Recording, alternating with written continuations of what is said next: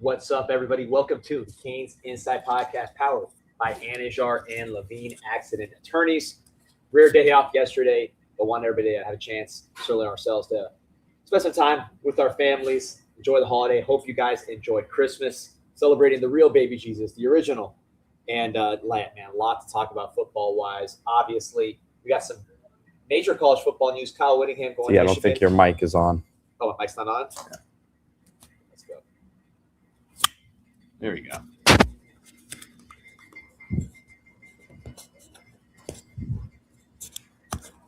Can you guys hear me now? How we doing? First, I tested that one. How we doing? What's up with the chat? Let us know. Good morning, everybody. Perfect. All right. We're good. There we go. What's up, everybody? Hold on. Feliz Navidad. All good. All right. There we go. There we go. Look at that. All right, fellas. Well, let's do it straight from the top on the live. As we say, welcome to the CanesInSight Daily Podcast, powered by Anajar and Levine Accident Attorneys. Again, we are here at Duffy's Tavern. Hope everybody had a wonderful Christmas, celebrating the original baby Jesus, the real baby Jesus. Now we move on to Mally here and the Miami Hurricanes. Pete, good time with the fam? Yeah. Yep. Good time. Yeah, man. So off to a sizzling start here on the CanesInSight podcast, Pete. I mean, listen, this is live. This is live TV for you, baby. What's up? Well, at least it started on time. So a lot to break down. We got Lance Roffers. We're going to be talking about his final kind of thoughts on the Texas A&M game, watching the film, but really how that translates to this Ohio State game, going toe-to-toe with the Ohio State Buckeyes. We'll break down their strengths, their weaknesses, also some big news around the world of college football when it comes to Cal Whittingham joining the Michigan Wolverines. So before we bring in our man, Lance, let's talk about Anajar and Levine Accident Attorneys. If you or someone you care about is injured in an accident, you could be entitled to significant compensation. Dial 1-800-747-FREE, 1-800-747-3733. Take back control of your life with Anajar and Levine. All right, without further ado, it is a Pond Further review. How'd that for a rhyme? Brought to you by Canada Financial, and we're bringing in Lance Roffers. Lance, how we doing? Well, how are you guys doing this morning? You guys are on fire. I'm sitting here watching the theatrics there. You guys are, you just take it in stride, man. Both of you just smiling, no issues at all. Last week we had an impromptu concert, if you remember that. As things popped on, you guys are professionals, true pros of the game right here. So. But first, I want to say, happy holiday to you and yours and anyone listening. If you celebrate the holidays, happy holidays to you and your families. And if not, hopefully you got some well-deserved rest as well. So. Oh, man, absolutely. Definitely some rest. I don't know how much rest, man. I was watching an Indiana film here late night, trying to get ready. Grinding. Indiana against Ohio State. And then, watch a couple other games. And we're going to do a deep dive here on that matchup. But first, before we let it go, the Texas A&M game, and we will talk about big picture. Everybody's excited, but just in terms of the actual football, the matchup, I know you dug deep, broke down that tape. What are some things that you learned watching Texas A&M versus Miami? And obviously, the conditions are kind of a unique deal, but what did you learn about that game that you think will translate to this Miami-Ohio State game?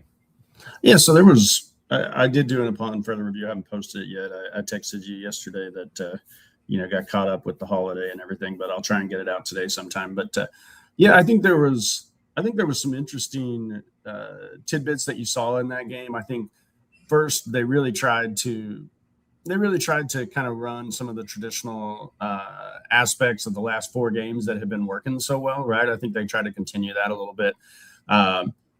Again, it's just kind of like more credit to Elko and his staff on the defensive side of the ball. They had a great game plan. They really queued up some of the spamming that Miami has tended to do on third down to Malachi Toney.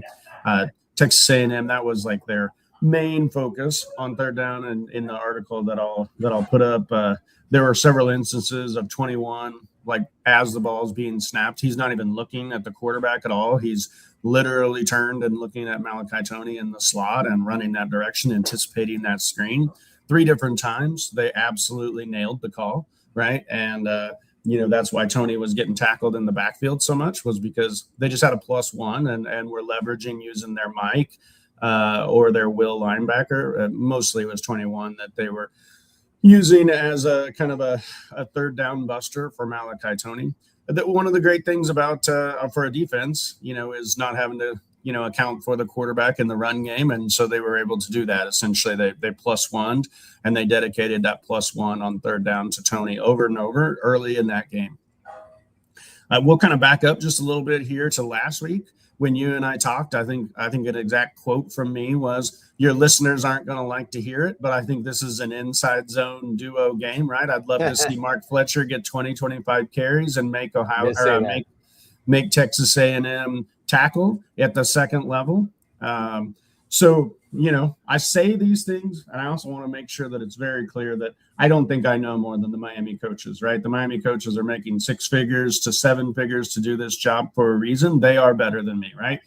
But I was a little frustrated because I was thinking to myself, why are we not punishing them for all the games that they played up front? They did exactly what we talked about on the pod, right? They boss fronted, which is essentially a fancy word for overloading and trying to get you to slide your coverage incorrectly.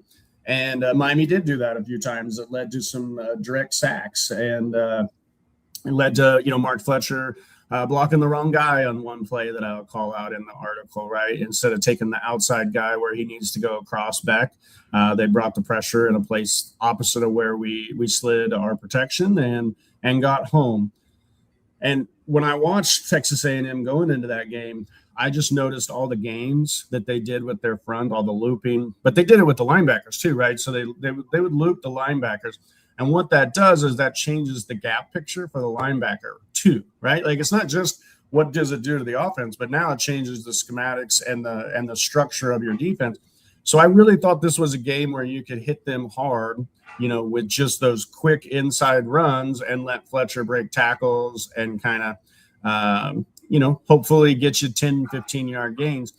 I loved seeing, a 50-plus yard gain out of Mark Fletcher where, he drags a guy halfway down the field as well. And so, I love it when something I talked about on the pod comes right, and it turned out to come right. I think Carson Beck after the game even said, hey, I think he said, F it, let's go power and go smash mouth on these guys, right?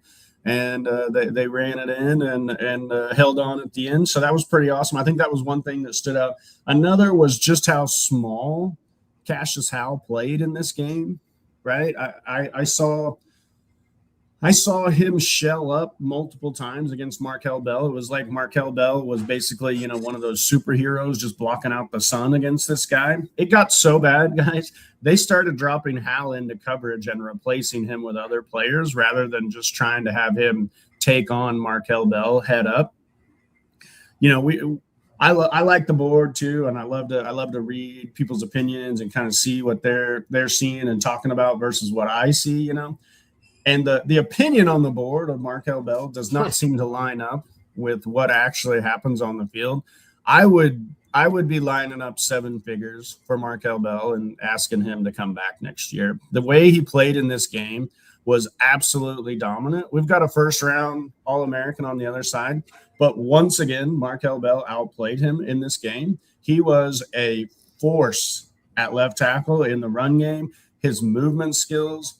He did get beat once, but that does happen, especially in a game where they're moving their front so much. Markel Bell was absolute standout in this game. Before you move off Bell, because I want to make sure we talk about this, because Pete, you were the first one when not the first one, you were at least on this show when we signed him. You're like, he's going to play earlier than people think. Last year, I thought he was way ahead of schedule with the way he played.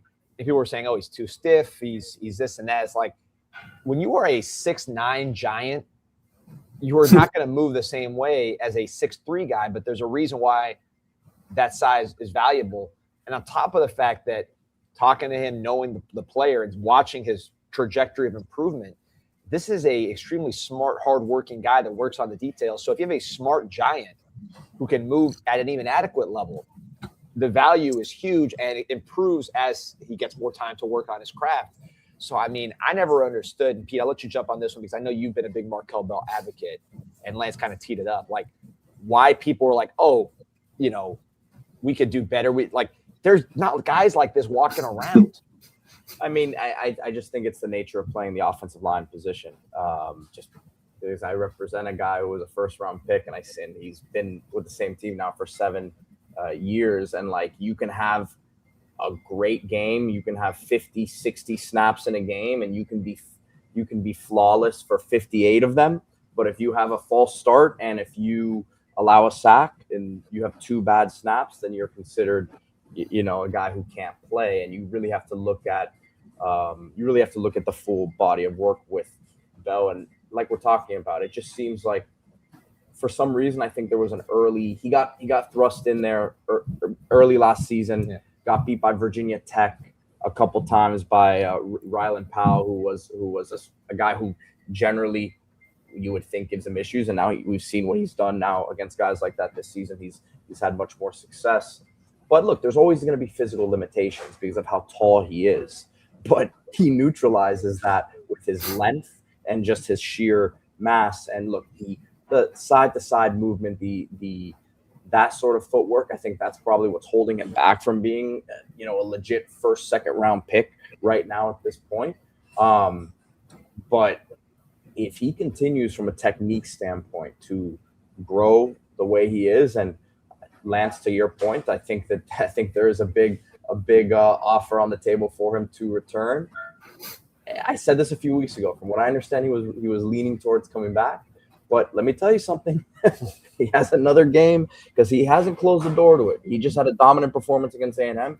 You do the same thing against an Ohio State defense here, and you win that game, and then you have an opportunity against a Georgia or an Ole Miss. The guy could continue to play himself into a higher slot than what we previously thought. Yeah, and you know, it's not that's not the victory lap. Really, it's just trying to call out a guy that I thought looked great in this game, and is someone that has come a long way. I too did not, you know, when I first watched him as a JUCO player, 3-star kid, you know, I thought, okay, this is a frame bet, right? This is a tools bet, and it turns out that bet hit big in my view. I thought he was awesome this game. I think as fans, just like Pete alluded to, you know, on the offensive line, we can kind of see the limitations. I call it vividness. You know, it's kind of vivid on the offensive line when a guy can't like anchor his butt, you know, and really bend and get flexible as well as maybe some of the guys who are a little smaller can. And so it's easy for us to kind of point out the things they can't do. But let me tell you some things they can do. And one thing he can do is recover with that length, push guys wide. He's impossible to get around. You know, he's like running by the Titanic. Every once in a while, you can cross his face. That didn't happen in this game. Every once in a while, you can get him with an inside move. I just expected more from a guy in Cassius Howell that was a first-team All-American over the Miami players. And let me tell you, I take both our edges over Cassius Howell all day long. I do not care about your NFL projection when I'm watching a college football game and talking about my college football team, right? And maybe Cassius Howell is a first-round pick and Mesidor isn't. Mesidor played all around circles on Cassius Howell in this game, and I just expected a little bit more from Howell. Howell just looked small against the Miami offensive line, and I hate to tell you this, at the pro level, they don't get smaller. You know what I mean? They don't get weaker. They don't get slower. And Cassius Howell was just put in clamps in this game. Again, it was so bad in the fourth quarter that they just started zone dropping him. And he was basically, they were just hoping that he would get hands on one of those glance routes or, you know, some sort of like screen on the backside and just let him run. That's really what they were trying to do. They were trying to get him off the offensive line and let him be able to run a little bit. And, you know, Miami didn't let that happen. So that was one thing that was great. Another thing, you know, Armando Blunt showed up in this game quite a bit. He has really come on in the second half of this season. You know, I fell victim a little bit as well to, you know, maybe his size and being a little bit of a tweener. But goodness, even on that first interception that Bryce Fitzgerald got, it was Blunt who continued working, being active, and he actually gets his hand and his arm up as he's pushing the center back into Reed's face. And that's what caused Reed to sail that pass. Maybe the wind too a little bit. I can't speak to that, right? But what I can see on film is definitely Blunt in his face and driving the center back with arm up. And, Reed's a little guy, and so he kind of has to adjust, and his footwork gets a little off there. And that's Blunt, in that pressure really getting there. They used Blunt late. I'm going off memory here, so if I do get it wrong, apologies ahead of time. But on that last play, I know they looped Mesidor and Blunt. And, Mesidor does split a double team because they have a little bit of miscommunication on the offensive line. But it's Blunt looping on the other side as well, who, maintains his gap and stays where he is so that Reed can't escape right and is trying to, he starts drifting left. And that was always a problem for Reed in this game, was when he started drifting left. And when he drifted left, he lost his base. His arm dropped just a little bit and the ball would sail on him. And so Miami's front is really responsible for a lot of what Marcel Reed did wrong in this game, to give them a little bit of shine on the other side. Wait, hold on. I want to just talk on blood. Sorry, cut you out. You roll. No. Keep it going, man. I could pull the string, and we got 30 minutes. I could order some. What would you order here, Pete, for a morning? Maybe some pretzel bites or something like that. We could be chilling, and you'll be. Nobody ever accused me of brevity. No one ever accused but me. I want to make sure I follow up on Blunts. We haven't talked about him a lot, and I thought really this last few games, this 5-game run of play. His ability, he's been lining up mostly at defensive tackle, which I think is his long-term home. Still in 19. He's going to have a full offseason of really building to that position physically. I think is going to help him a lot. Man, he's beating people quick. There's long wins and there's quick wins. I think he's had both because he has a good motor. So you've seen some long wins where he's just kind of effort-wise gotten there to the quarterback. Then you see some quick wins where right off the snap he is beating guys and causing problems. I think this is – talk about projecting players to their ultimate potential, like what they're going to look like when it's all said and done. I think Blunt might be one of the best guys on the entire team in terms of what it's going to look like when this guy's a 25-year-old football player as opposed to a 19-year-old football player, because we know he's smart. He's a valedictorian type of kid. We know he plays with great effort and physicality. He was a shot put finalist when he was a freshman in high school, so he's got power to his game. He tested off the charts. I think it was like a 4.8 as a freshman, just straight running. He's got speed. He runs with you reported that he was running with the linebackers in camp or in the offseason workouts, I should say. So, add that all up, just again, the motor, the tenacity, the way he plays, just a little bit of maybe, he's a little bit of a bull in a china shop at times. I think the technique is going to come with time, but he's a smart guy. You expect him to, he's got great coaching. You're a draft guy. You're a guy that looks at these guys at all levels of the projection, Lance. Could this be somebody who, if he gets to that 290, 295 range, we're talking about a first-round pass rushing defensive tackle with measurables? Yeah, I mean, one of the things that I did in grad school in my analytics program was, write a paper on age and draft and the relationship there, right? And teams are really looking for these 19-year-old guys who are winning against 22-year-olds at the college level, right? Because that just shows how much potential is remaining, shows what maybe they can make someone become at age 25, right? Not to knock Mesidor, but he's going to be 25 next year, right? So you're kind of looking at a more of a finished product with him. With Blunt, you've got a very long runway there. And I think what they're going to be looking at with him are three things, right? What's the frame look like? So what do you think he can become, in 3-4 years? He's got that, right? I mean, he's almost built in a lab as far as a pass rush interior frame goes. You're looking at, work ethic and intelligence. You kind of already touched on that just a little bit as far as, valedictorian. That's not something that's easy for, athletes that have a lot going on off the field as well. And then, they're going to be looking at what is his just overall testing, right? So what's the athleticism and what does he put up from a testing standpoint? You've already alluded to that a little bit as well with some of the, 4.8s. Probably by the time he puts some weight on, if he's sub 5, right? If he breaks into the 4.8s, at that size with just inherent power, right? There's a difference between, bench press power and football power, right? And to me, the shot put is a lot more like of a translatable skill, which is another reason why back in the day, right, at those combines, they threw like the Powerball toss, right, rather than doing the 225 bench with those guys, because they were really trying to look at core strength, explosion, just innate power. And that's something that I believe you see on film with Blunt. He has definitely impressed me with that, right? I didn't expect some of the heavy-handedness that he's been able to have at such a young age against some of these grown men that he's going against, who you would think would have a power advantage. So, the sky is the limit for Blunt next year, right? As he kind of gets a chance to, maybe morph into a defensive tackle full time. We'll see what kind of weight he can put on. I think that'll be another key for him, right? Can he get to that 290 range? Because if he's 265, 270, that's going to be something that's going to be a little more difficult to project forward for these teams. But I loved what I saw in this game. I was pretty impressed with where he's already at this point at such a young age. I know what I was doing at 19, and it's nothing like what this guy's showing on film. So, another guy I want to touch on just real quick, give a little bit of shine to, Chase Smith. That guy's really gone through a lot here. A couple of different big plays. You see him out there. Last play of the game. Think about that, right? This is the college football playoffs to advance, right? At the 5-yard line, 3rd down, 20 seconds to go. And who's on the field in a big spot is Chase Smith, right? And, after the game, Bryce kind of talked about, I told my linebacker, just get to this spot. Well, that linebacker is Chase Smith, right? And he drops and gets to a spot where, you can't really actually see the wide receiver, or it's a tight end in this case. And so that quarterback has to throw more to a spot because he can't see it because of how long and just, big Chase Smith was in his viewpoint there. The pass was a little off, and I think there were 2 reasons for that outside of, maybe the wind. You got the pressure in his face that I talked about earlier, but I also think that linebacker is impeding his vision, right? So now Reed's just throwing to a spot. And sometimes you guess wrong on what that spot's going to be.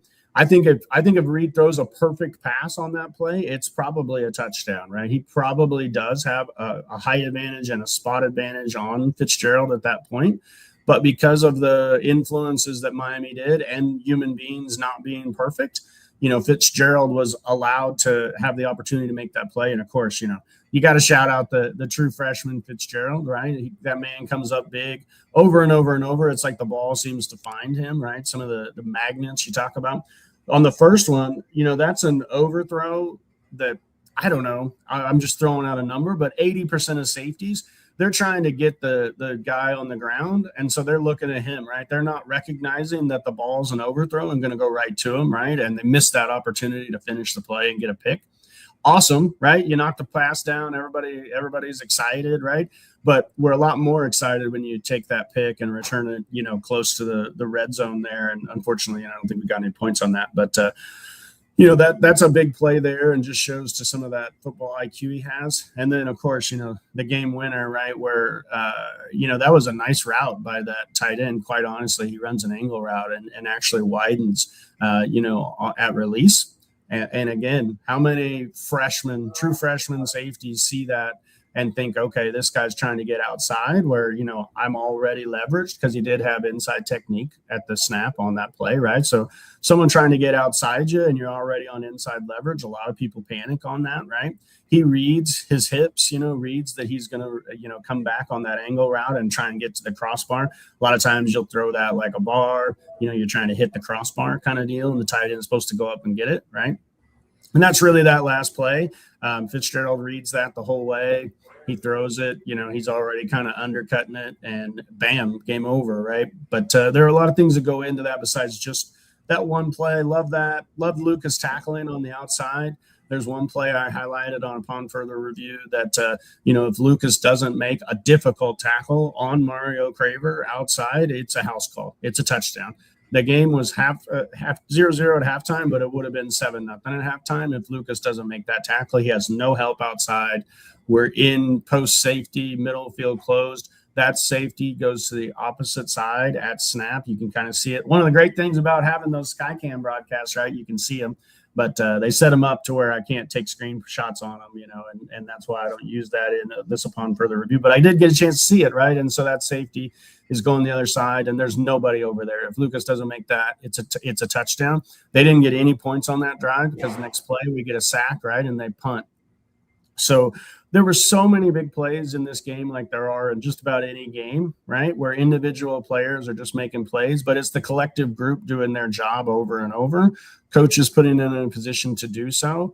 The defensive game plan in this was outstanding, right? I mean, the way that they tried to pinch, they tried to keep their gaps, they tried to identify where Reed was, what his escapes were over and over. On that first drive, he did escape a few times. Wesley overran a play once. He slipped on another play on that first drive where Reed picked up a couple of third downs, right? And then after that, they really adjusted. They really were more focused on making sure that they, especially at the defensive tackle position, weren't looping quite as much and were really trying to just stay in their gaps so that, Reed couldn't step up and bust, or that they had a guy to replace behind, right, so that they could identify him. We spied a couple times with Lightfoot. I write in the piece, I don't love spying, right? Against a Reed. He's just, Reed is just too quick and fast for a guy like Lightfoot to really be spying, right? And to me, they end up covering grass, right? And I'd much rather just have Lightfoot, rush the passer and try and run him down from behind than spying him. Didn't love that as much. We dropped Mesidor in coverage about 5 times in this game. One of the big we got to 2nd and 18. I believe it was Bain who got the sack. Scott and Mesidor really flushed him, and Bain kind of cleaned up the sack. And we got to 2nd and 18 when they were like at maybe the 5 or 6 yard line of their own side there. And we dropped Mesidor into coverage, and of course he can't guard Bethel Roman, right? And they get a 15-yard completion on him. That sets them up for a 3rd and short, right? Where maybe we play that a little more conservative and just try and keep that in front and get a 3rd and 10, 3rd and 11. They're punting from, inside their own 20. And, that's a big opportunity that we missed there. I do actually believe they went down and scored on that drive. I think they got a field goal to tie the game up on that drive. Of course, they ended with only 1 field goal. So if they scored, it would have had to have been a field goal, right? But that's kind of my thoughts on TAM. I know that was 20 minutes or so of me just kind of talking and going off about that game. But, it was pretty exciting. First time in my life, watching them win a college football playoff game. I think it was first time any of ours. I think it was their first one in this setup. But, first time since 2001 maybe that we've won a game like that. So pretty exciting. Watched it several times just for fun. And I'm sure you guys are the same way. And it was probably pretty awesome being there. Maybe we'll talk about that at the end here, and I'll get your kind of perspective on what it was like to be there. But I think we want to talk about how this segment goes about each week. And let's talk about it, man. Our friends, I believe he was there, my man Sebastian at Canada Financial. So Lance, talk about what Canada Financial can do for your small business, take it to the next level, let you be a CEO instead of a bookkeeper. Yeah, I think small business owners really, what they're trying to be focused on, right, is growing the business and setting that business up for profitability and success. Let our friends at Canada Financial be the CFO for you, right? And not just from a bookkeeping standpoint, although that's a great thing that they offer, but also just setting you up for success in where should I be spending my time? Where should I be, spending my capital? What is the most profitable? I know what I'm doing right now is profitable, but maybe there's opportunity for more. They can give you an overview of what they see from your numbers. They can help you set up budgeting, forecasting, as far as at this point, we've already set up our plans for 2026, but now how are we going to get there, right? So maybe you need help charting a path as far as, reaching your lofty goals in 2026. Let Canada Financial help with all of that. They also, right now still have a promotion set up where typically some of these initial reviews, cost about $19.95, and if you mention CanesInSight when you call them, they'll do it for $9.95, which is more than 50% off for you math people out there. So, let our friends at Canada Financial be the CFO for you. I'll free you up to spend your time growing your business. Lance, you talked about the game plan against A&M. Defensively, it was phenomenal, and then obviously the guys went out there and they executed. I think the tackling was such a big part of the game. But man, Ohio State, we understand this is a team that has the cream of the crop in terms of talent, really across the board offensively. How are you kind of looking early on here for Miami's defense to attack? You don't have the same sort of threat at quarterback in terms of the legs that you had with Marcel Reed, but saying really, really strong as a pocket passer, and I think has a little bit more athleticism than people give him credit for, but at the same time, you're probably not going to be all that worried about his feet. Yeah, he's got some athleticism in the pocket. You can move him around a little bit. You can roll the pocket, do some of those things. Maybe if you just completely, leave him unaccounted for, he'll hurt you with maybe a straight up field, like 5-7 yard to pick up a big third down, that kind of thing. He's certainly not, a slug back there. Most teams are going the way of, at least some sort of competency as far as movement skills in the pocket go at the quarterback level. It also just shows some of that looseness and whippiness. Yeah, I mean, make no mistake, Sayan was number one quarterback in the country by most people coming out, right? Everyone wanted him. Really good player. I think he's a smart processor. I actually believe he's developed quite a bit from when I saw him in high school. I did watch him some in high school because Miami was involved in that recruitment early on. There was some speculation that, Miami would be a big contender. I think he actually visited a couple of times and Miami tried, pretty good. They shot their shot there. Ended up going to Georgia, I believe, and then transferred to Ohio State. Good player. I'll tell you one thing. You really want to me. Oh, Lance, you're on mute, Lance. Do what? I'm sorry? Oh, no, you're good. There you are. Oh, okay. Yeah, for me, I really want to study that Indiana film, right? And the things that they did on film where they were able to really pressure Sayan with 4 and really make him uncomfortable. He didn't handle pressure the best in that game, I thought. There were some situations where, he got off of some longer routes, some deeper shots quickly to get to his check down a little bit quicker than maybe he needed to. So I would really, again, just like every game that Miami plays, really try and rely on that front 4, right, and make him uncomfortable. I didn't think that the Ohio State offensive line was as, elite. I didn't think it was an elite offensive line, frankly. I thought Miami's was better. I think Miami has a better offensive line, and I think the defensive lines are probably equal. Make no mistake, Ohio State's good on the front 4, right? I think they do actually run an on front most of the time, so it's going to be more like 3 down than 4 down. But they're inserting edges, and those individuals they can put their hand down, they can stand up, but to me, they're on the line kind of deal.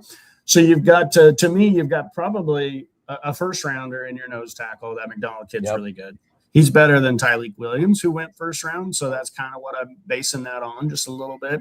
And again, me saying someone's better than someone else doesn't mean Tyleik's bad. That's actually a compliment, right? Because I thought Tyleik Williams was a good player as well.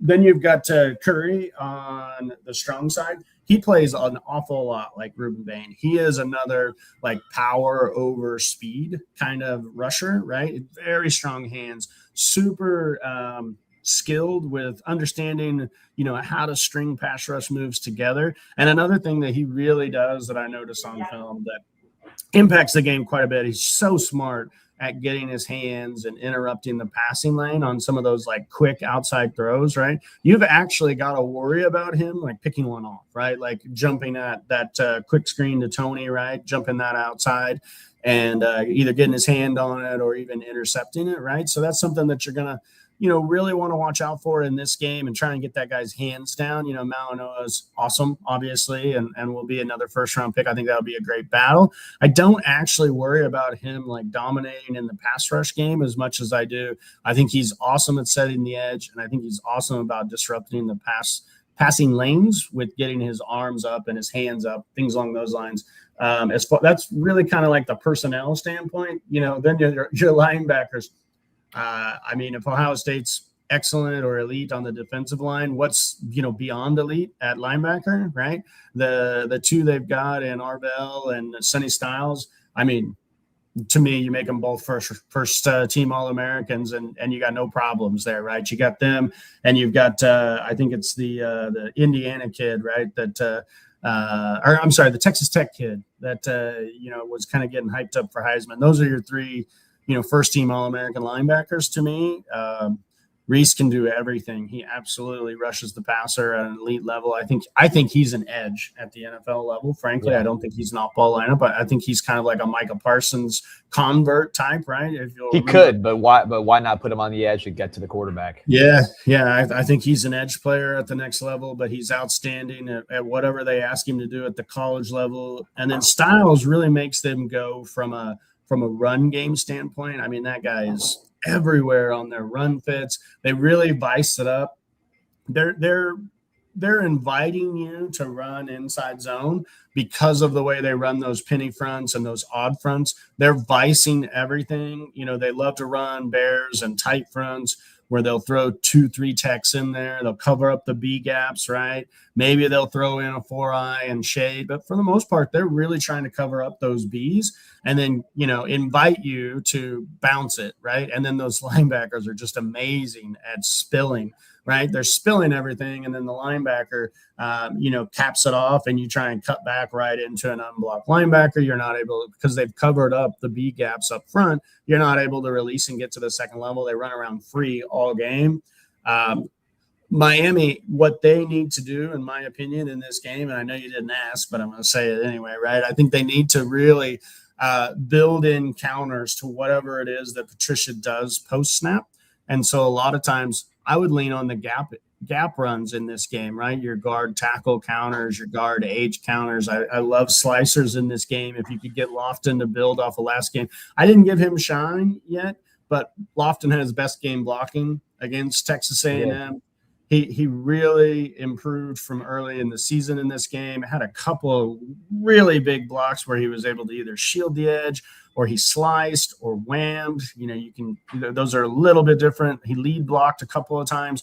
Really good in that game. If he can build on that in this game, I think he can be a weapon because I think he's healthy, because that's something that my biggest is the Lofton booster of the year. My biggest surprise, even knowing that he was hurt, was I thought he'd be more physical based on what we saw last year in limited duty with that number one offense in the country, and then what he's done in camp. He was always a physical player. Mario said he'd be our best linebacker. So, see him kind of shine away from contact.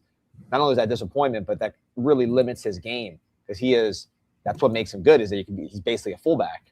But we saw a little bit more of what you expected and hoped with him, I think, in this game. Yeah. I feel like he also looked a little, maybe, I don't know if out of shape's the right word, but he looked a little heavy early on to me, a little sluggish. He moved a little better in this game. They gave him a carry in this game, in the Texas A&M game, and he looked a little more explosive, more powerful.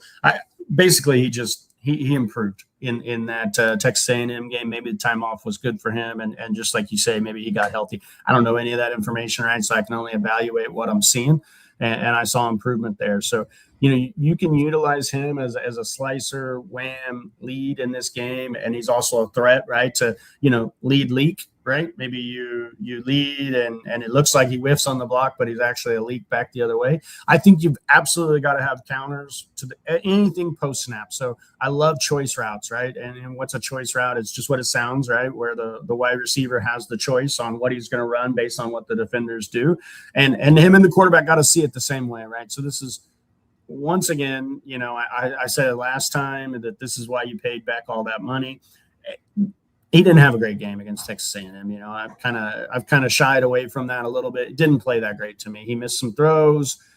Maybe the wind really hurt him in that game. I can't speak to that, but he didn't just miss some throws. He missed some reads as well. Sometimes rushers are the quarterback's responsibility, right? Because you just don't have anyone to block them, right? And there was more than once he didn't see it, or he dropped his eyes, didn't get the ball out in time. Maybe he missed some check downs, right? Trying to hunt some larger throws, which, hey, I got no problem with being aggressive. But whenever you've got that wind and the way the flow of that game, I felt like first downs and maybe keeping the ball was a little bit more important at certain times. And he definitely missed some throws there. I also felt like he shied away from using his legs a couple times in that game where, hey, he's got 5 yards if he just runs, right? And he would try and maybe hit the second level throw and missed it. And then now you're behind the chain, some of those kinds of things. So, full stop, not going to sugarcoat it. He didn't play well in that game against Texas A&M, in my view. Sounds like he was a good leader, though, behind the scenes and really kept the team focused and like, hey, we're going to go win this game and this is what we're going to do. What else do you expect him to say? I get that. But, give him credit for those things. And, hey, bottom line, they won. They won the game. He didn't make a big killer mistake. He didn't throw 2 interceptions. He didn't throw a losing interception in the end zone like Marcel Reed. So, say what you will about who played better, but give me the guy who didn't throw the backbreaking interceptions any day of the week, as we learned in the Louisville game, right? So, you want to see him on the same page with his receivers. I've got all kinds of notes over here. I think I got 8 Microsoft Word pages of notes on this game, that we could kind of sit there and talk through. But, the big thing is going to be, can Patricia change the picture and get back to make a couple of those big mistakes, right? Because I do think Miami is as good as anybody. They may not be the best team this year, but I've said it on your pod multiple times. This is the year where I finally believe Miami is actually an elite team and can go head-to-head with some of these teams. And we're playing the monster. We're playing the big dog, right? To me, Ohio State is the monster. They lost a game. I know they did to Indiana. But, Ohio State lost to Oregon last year and then destroyed them in the playoffs, right? And to me, Ohio State is still that dude. They're still that guy. To be the best, you got to beat the best. Woo, And so I think that's what we got this week. So let me jump in right there. By the way, shout out to XRP Plumbing. Thanks for support. Shout out to the Nature Boy. But we're talking about the strengths here of Ohio State, and you've talked about, to me, really what it's the spine, right, of the defense. We talk about McDonald's as a first rounder, the 2 linebackers as first rounders. I know Reese occasionally will play on the edge, but really, off ball linebackers, and then Caleb Downs as that safety, who, a Brian Branch type player, Landon Collins type of player, he could be a linebacker. He could make plays in the passing game. I wouldn't call him like a true rangy safety. I think he's more in the Jamal Adams family or the Landon Collins family, but he's extremely impactful in that role, just a great overall football player. So first round's right down the spine of that defense, kind of like your defense in baseball, right? Built right down the middle. One thing I wanted to ask you about is while we're talking about Ohio State's strengths. To me, I think these teams in many ways are evenly matched. Like their defense has a ton of first rounders, but because of the quality of Miami's defensive line, I think they're pretty even functionally. These are, to me, the 2 top defenses in the country. Ohio State's going in number 1. Let's see how this game goes. And then offensively, I think quarterbacks are very similar, the way they play, their strengths and weaknesses. Running game, I would say, pretty similar as well. Mark Fletcher would probably be starting for Ohio State if he had gone to Ohio State. Offensive line thing advantage to offensive line thing my advantage. The big difference to me in this game, and it's a big one, so I'm not underselling it, is they have 2 first-round receivers. In Miami, really, as far as we know, has 1 with Malachi Toney. And there's still some time, but, he's an impact, true impact, top-of-the-board kind of guy, whereas Ohio State has 2 of those guys. If Jeremiah Smith's edit went a different way, if Hayes Fawcett used the different edit that he had made with the Miami for Jeremiah Smith, maybe we're saying Miami's the favorite in this game. Of course, that's not the case. But just how difference-making is it to have 2 first-round type receivers like we've seen at schools like LSU, Alabama over the years, Ohio State, just that difference when you have 2 guys that command double teams in an ordinary world? I'm pretty sure that Miami did something to the committee, right, with what they decided to do to him, right? Hey, go on the road to Kyle Field, which is arguably the toughest place to play, definitely top 3 in all of college football, and play against this receiver core that makes Lance just sit up in his chair and go woo, a couple times a game. And, I talked to him. I'm gonna do what I do and long-winded this answer, but I talked to him up last week, and And Craver was the goods, man. I really, really liked that kid. And, he showed up in that game, played great, had one of the best catches of the year, honestly. Maybe not quite CJ Daniels-esque against Notre Dame, but great catch, running down the sideline in those conditions, catch the back half of the ball right there and keep running, honestly. Poyser doesn't get him down. It's a touchdown, but and they don't score there. But, that was definitely hard. And then they're like, oh, okay, well, if you win that game, now go play Ohio State and legitimately a possible number 1 overall pick next year at wide receiver, which is, borderline unheard of. And then his running mate, he just happens to be someone I hope Miami Dolphins are able to draft, in the top 10, 11 range next year in Carnell Tate. That kid is just the definition of smooth. He creates separation with his movement skills. Just the way that he understands leverage. He understands what it is that the corner is doing based on his hips, feet, catches everything, and then you've got Jeremiah Smith on the other side, right? Where you just, anytime he's open, and quite honestly, right, you can throw the ball to Jeremiah Smith with the guy standing in his face and Smith still may catch the ball just from his physical gifts, his want to, his understanding of where he's out on the field, right? Don't love the fact that you've got a fully charged up and locked in Jeremiah Smith for this game. He seems to almost have an axe to grind, really. I have loved the way the guy has represented himself towards Miami. I mean, Miami hadn't done anything to Jeremiah Smith other than show him love his whole life, right? I mean, I'm pretty sure Miami's been recruiting the kid since he hit high school, right, and trying to get him. And he's acting as though Miami has disrespected him his whole life. Don't love that very much, but that's what these athletes do a lot of times, right? They just manufacture disrespect somewhere and try and find ways that they can get up for the games. So, hey, it is what it is, right? You're no shine away. You're playing the best wide receiver core in the country. You're playing the best wide receiver core in the country by quite a while, right? And their third guy, Brandon Ennis, nice player. He would play at Miami. I imagine he'd probably start at Miami. Miami tried very hard for Brandon Ennis as well. I vividly remember his recruiting as well. And Miami tried to get in that game and they didn't have a proof of concept at that point to be able to sell him, right, to get him. And so, he returns kicks for him, punt returner, nice player, strong. I don't think he's like dynamic or the end of the world or anything like that, but as a number 3 wide receiver, it just kind of shows you, oh, well, we just got a 5-star as our third wide receiver. No big deal there, right? So then you got the best wide receiver coach in the country coaching them in Brian Hartline. They will absolutely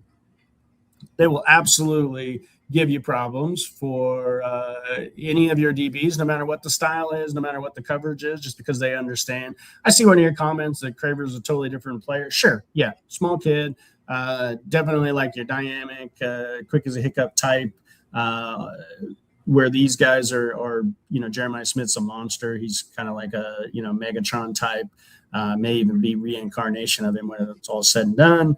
And then the Carnell Tate, I already kind of talked about him. He's just the type that understands the game. He's like Xavier Restrepo with size and, more speed, right? And we remember what Restrepo meant to this team and what he was able to do just through his understanding and being clutch and his hands. Carnell Tate never drops anything either, just like Restrepo. So, I really, really respect what Ohio State does.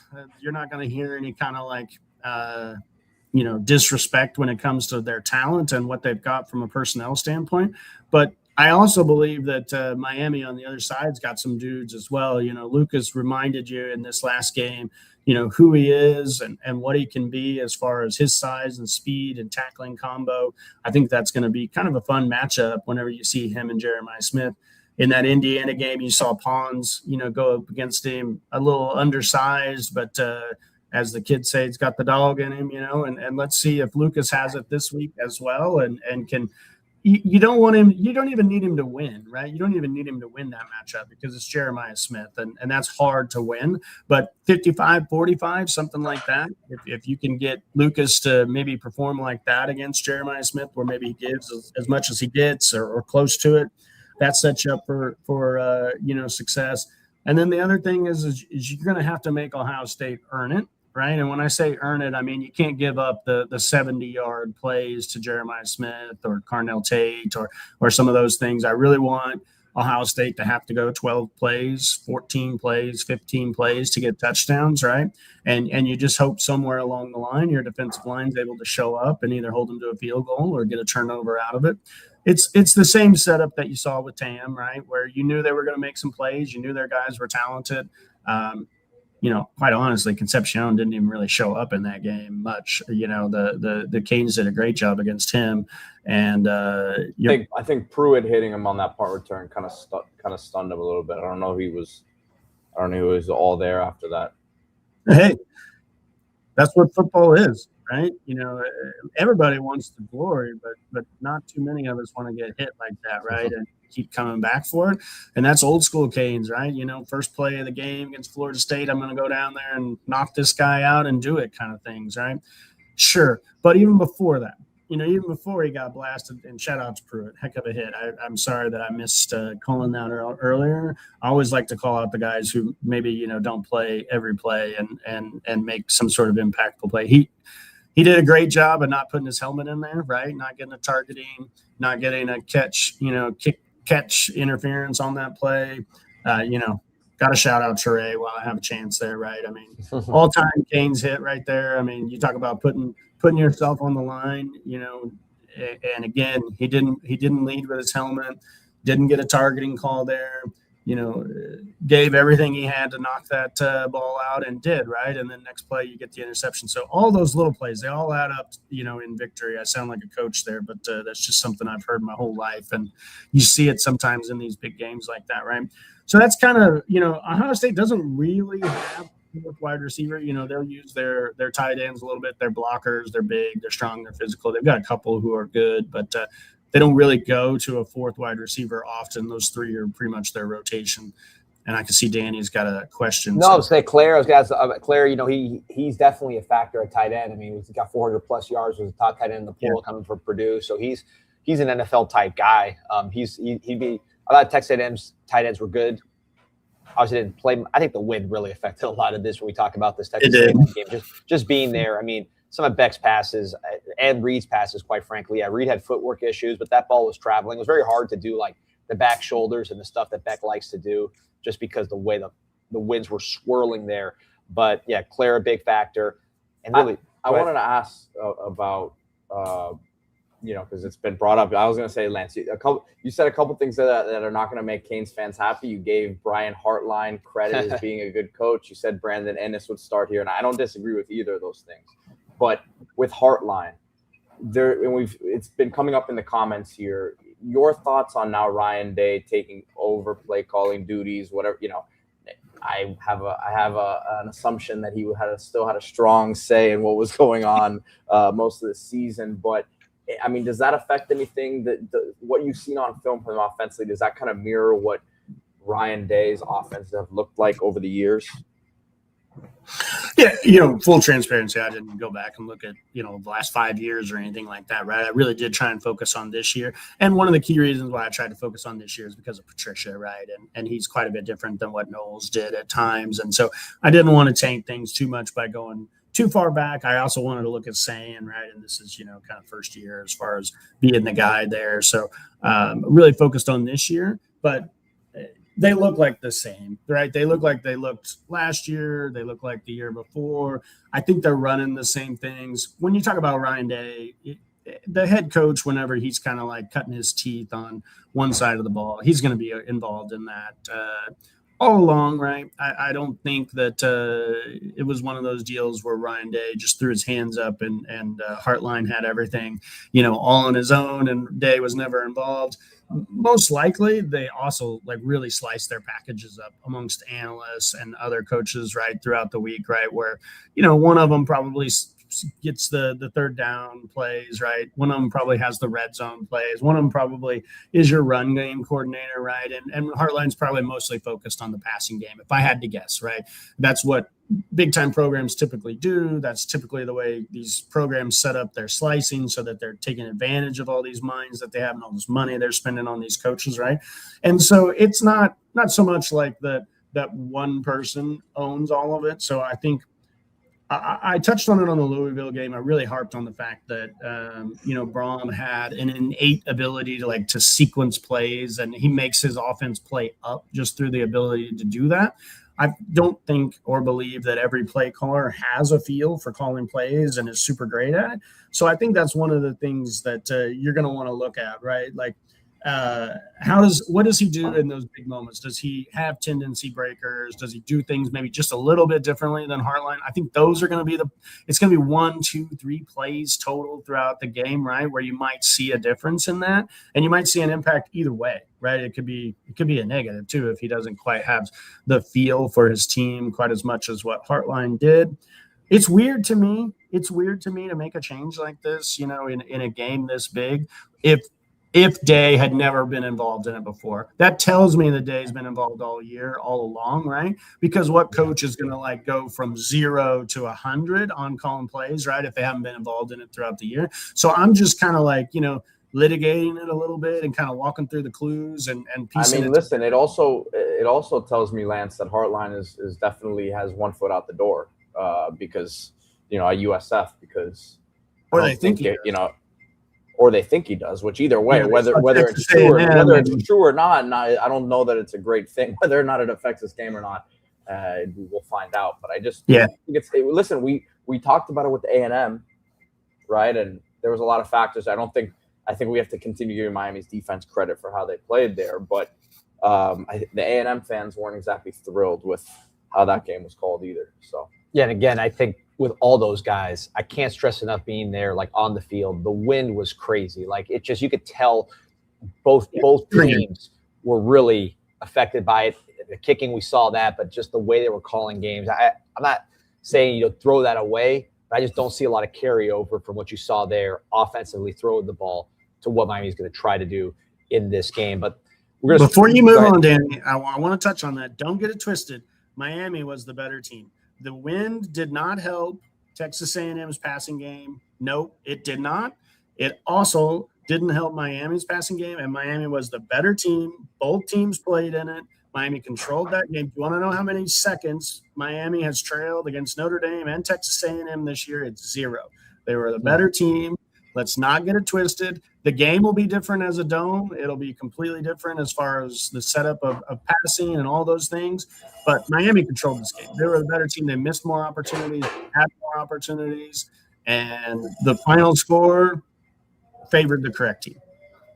I love that, but steal that stat about the not trailing. So you'll see that on Twitter here where we finish the show. But we're going to transition here to talk about some of the weaknesses of Ohio State. Go as long as you can go, Lance. You cut us off when you got to get up out of here. It's holidays, man. I didn't have to work today, so life is good. Oh, good. All right, then you're going to be rolling for a while. Good. I shouldn't even cut you off. I should have just let you roll. We could have done a 3-hour podcast.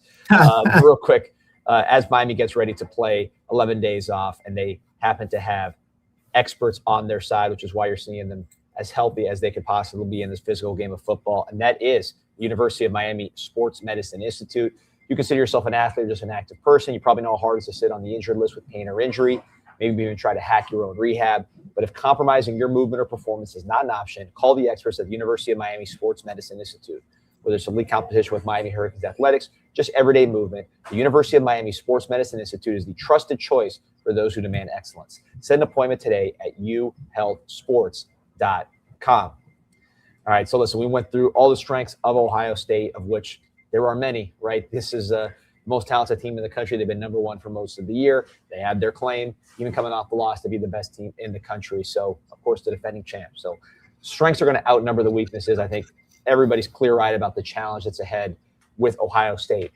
But there are certain weaknesses. I know you got a lot of notes on them. I'm going to start just with something I saw and I want to get your thoughts, which this is not exactly rocket science. This is pretty well accepted. But I was surprised by how much Ohio State's offensive line, particularly the right side of the offensive line, was not just allowing pressure, but getting beat man on man.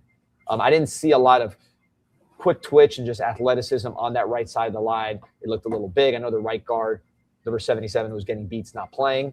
The backup didn't do that much better in the Indiana game. We'll see how that all plays out. But if I were to stack offensive lines between the 3 top 10 teams Miami's played this year, Notre Dame first game, Texas A&M most recent game, now Ohio State, right? Those are the 3 top 10 teams we played. I would put Ohio State's offensive line third in that equation. I want to know your thoughts, just what you saw with that unit. Yeah, absolutely. I would put Ohio State's offensive line third amongst that group. It's good, right? It's probably top 20, something like that, which is what you would expect. You're not going to have an Ohio State team that's putting a sieve out there too often. But one thing I noticed was that they really have to kind of like cover up for their offensive line through play calling, through quick game, through just the run game calls that they make. They obviously know that they don't have the 5 that they can just throw out there against elite defensive line, and so they do a lot of shifting, they do a lot of zone calls, they do a lot of quick game. Their quarterback's asked to process quite a bit, right? And then they also max protect some, or 6-man protect on most plays. I noticed they don't run a lot of like 5-man protections. They're typically 6-man protections, either by inserting the tight end. They either put him as a Y in line, or they'll put him as a sniffer offset, or they'll use like a big running back as some sort of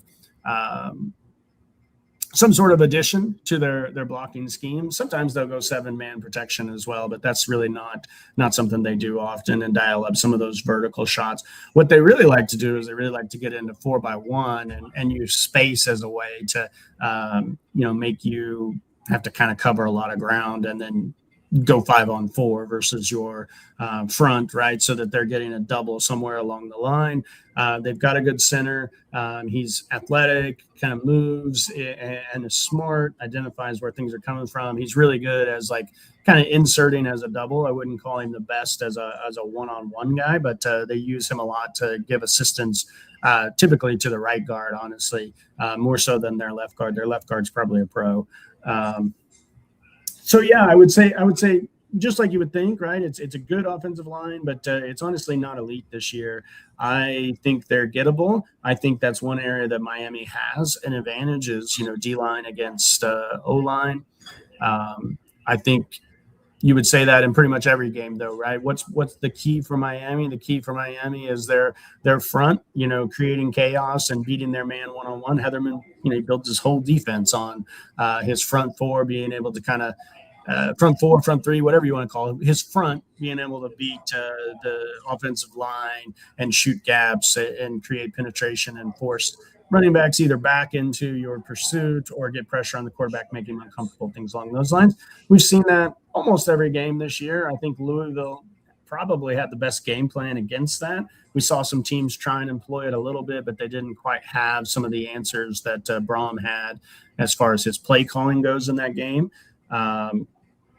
So we'll see if Ohio State really tries to employ some of the tricks that Louisville did. The big thing that Louisville did against Bain was they really tried to cut him. They really tried to get into his legs. I'll be honest, on film, it looked like it got in Bain's head just a little bit in that Louisville game, where he really was trying to protect his legs, maybe at times when they weren't even going into his legs, or maybe he was a step slow.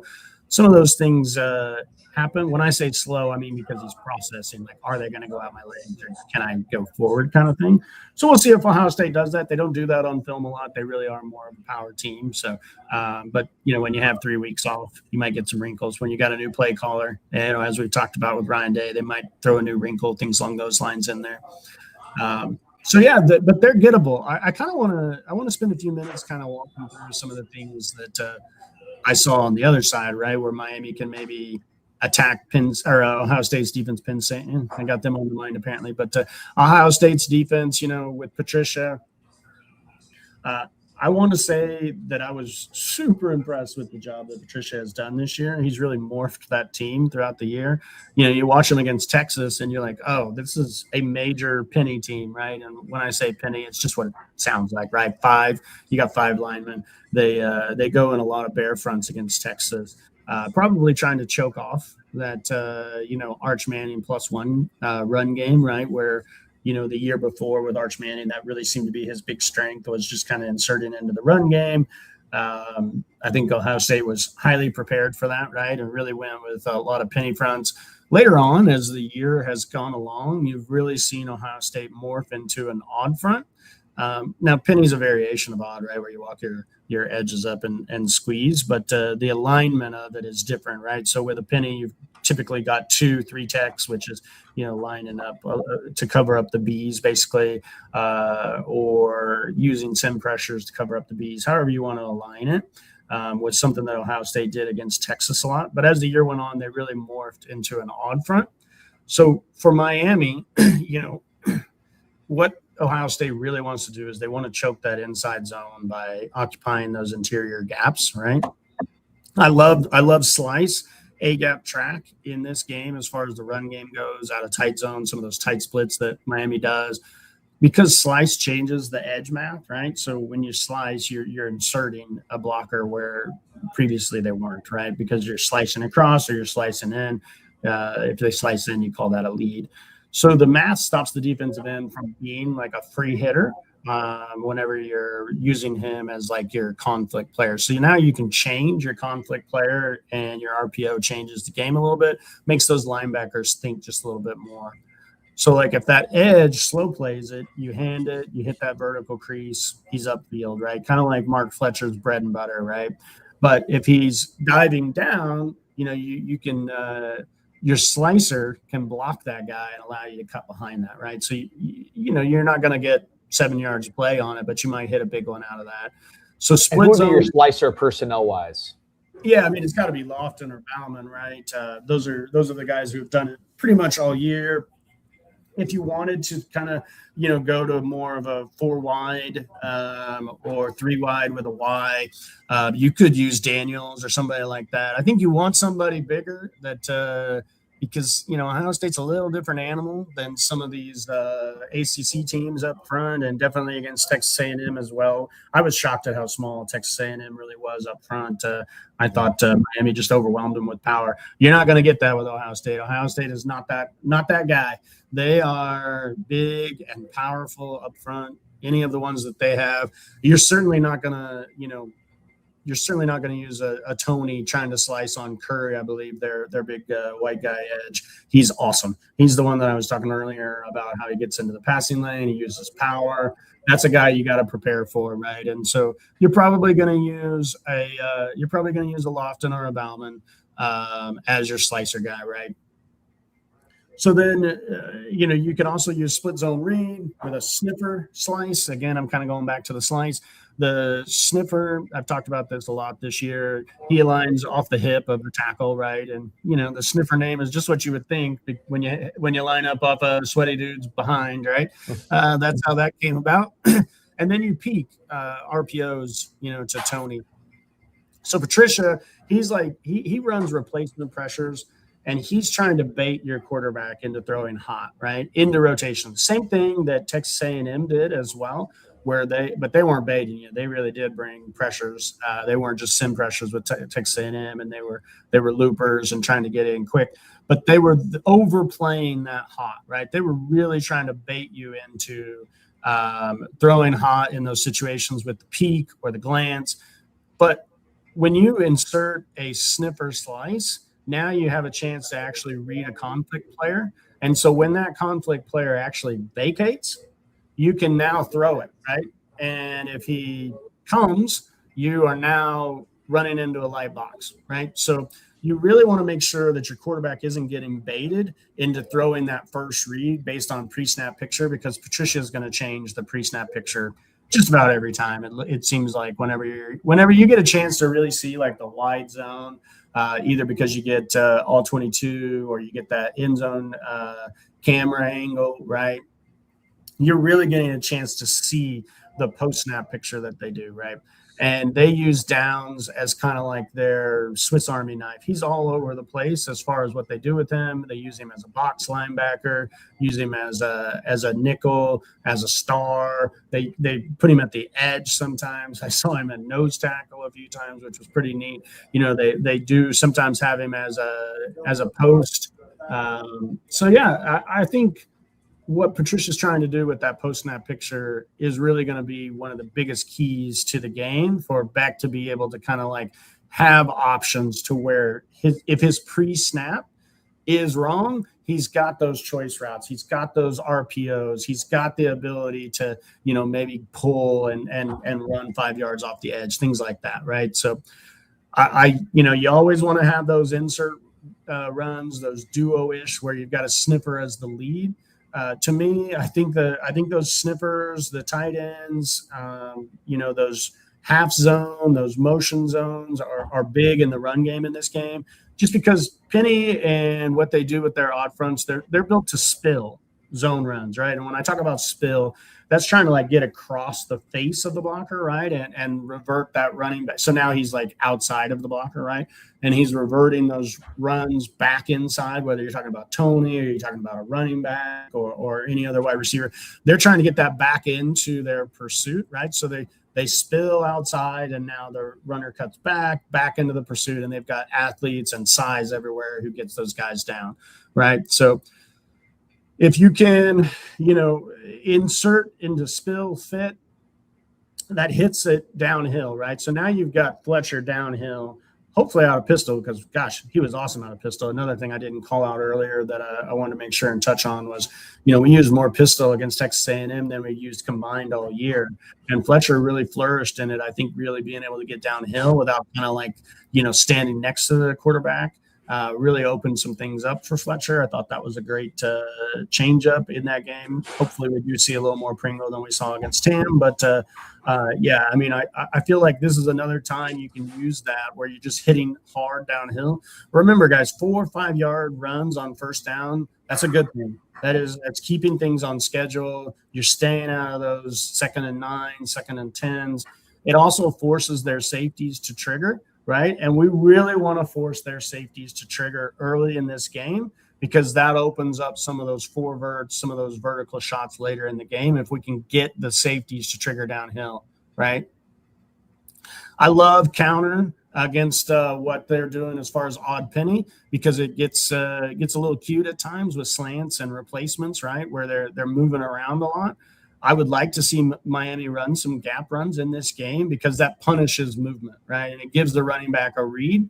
So, because of the fact that Patricia, he shows a lot of looks, he changes things, having a run that's good even when the picture changes, I mean, that's gold against a Patricia, right? And that's what gap runs can do for you, right? Because they give you a clear read, and they're moving guys that are trying to like slant and get out of their zones, right? So I love counter GT guard tackle from pistol. You can have a sniffer kick or wrap.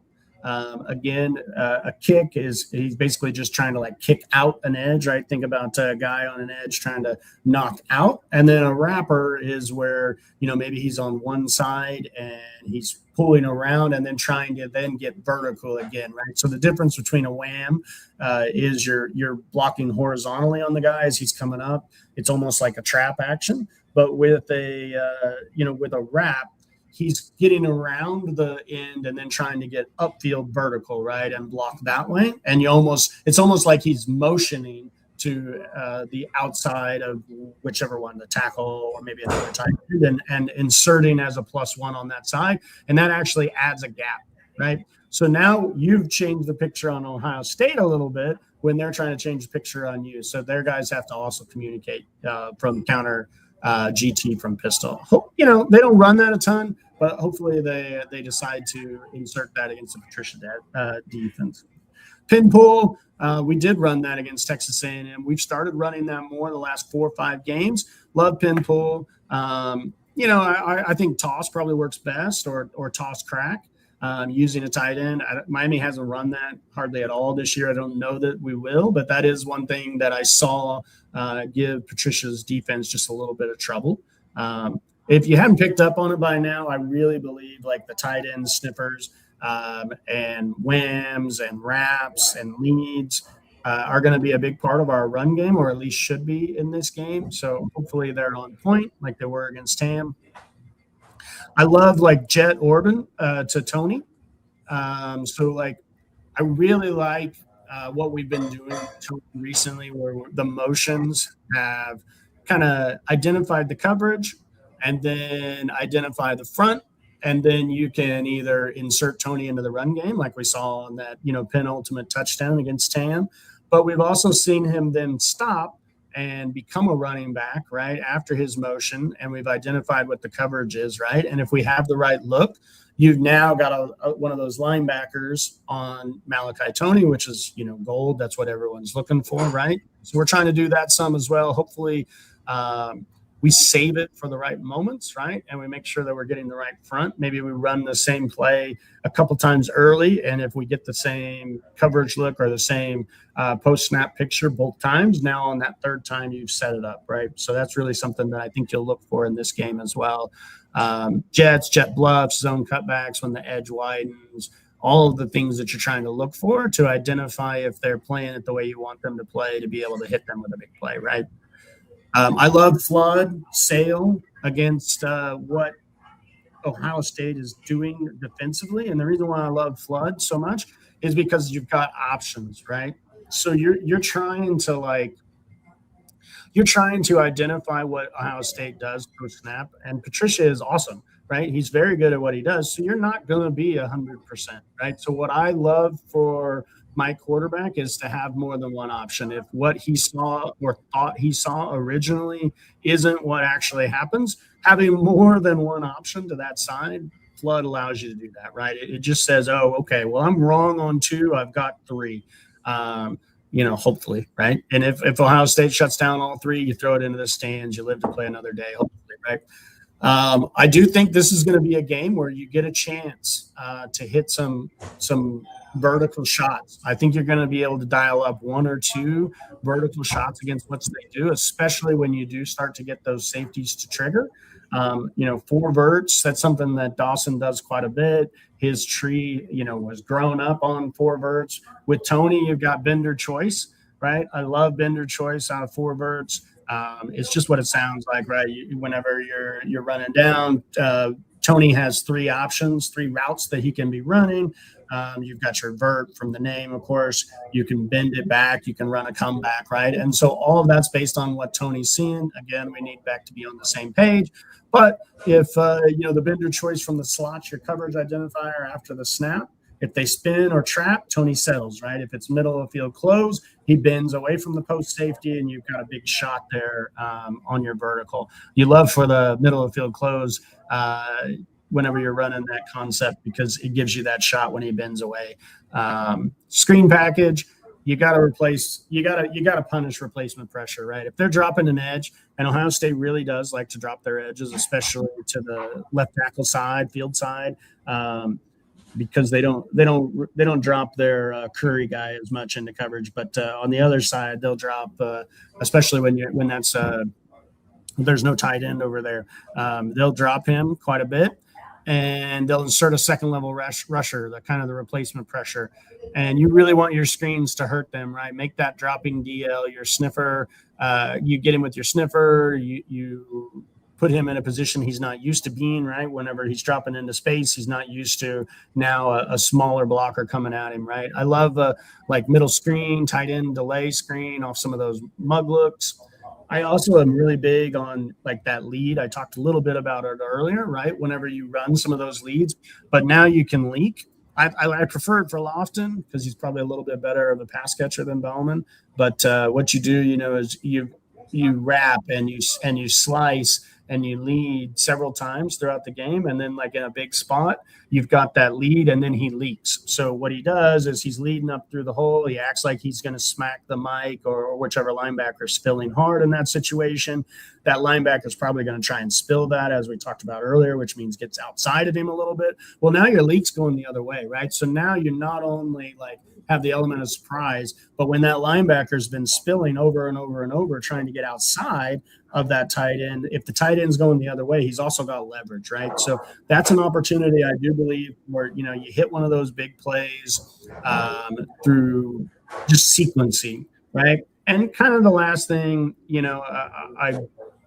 can do a leak shot, right? Where leak is kind of like a classic counter punch to their slice action, but Patricia is, he's changing that picture over and over and over, right?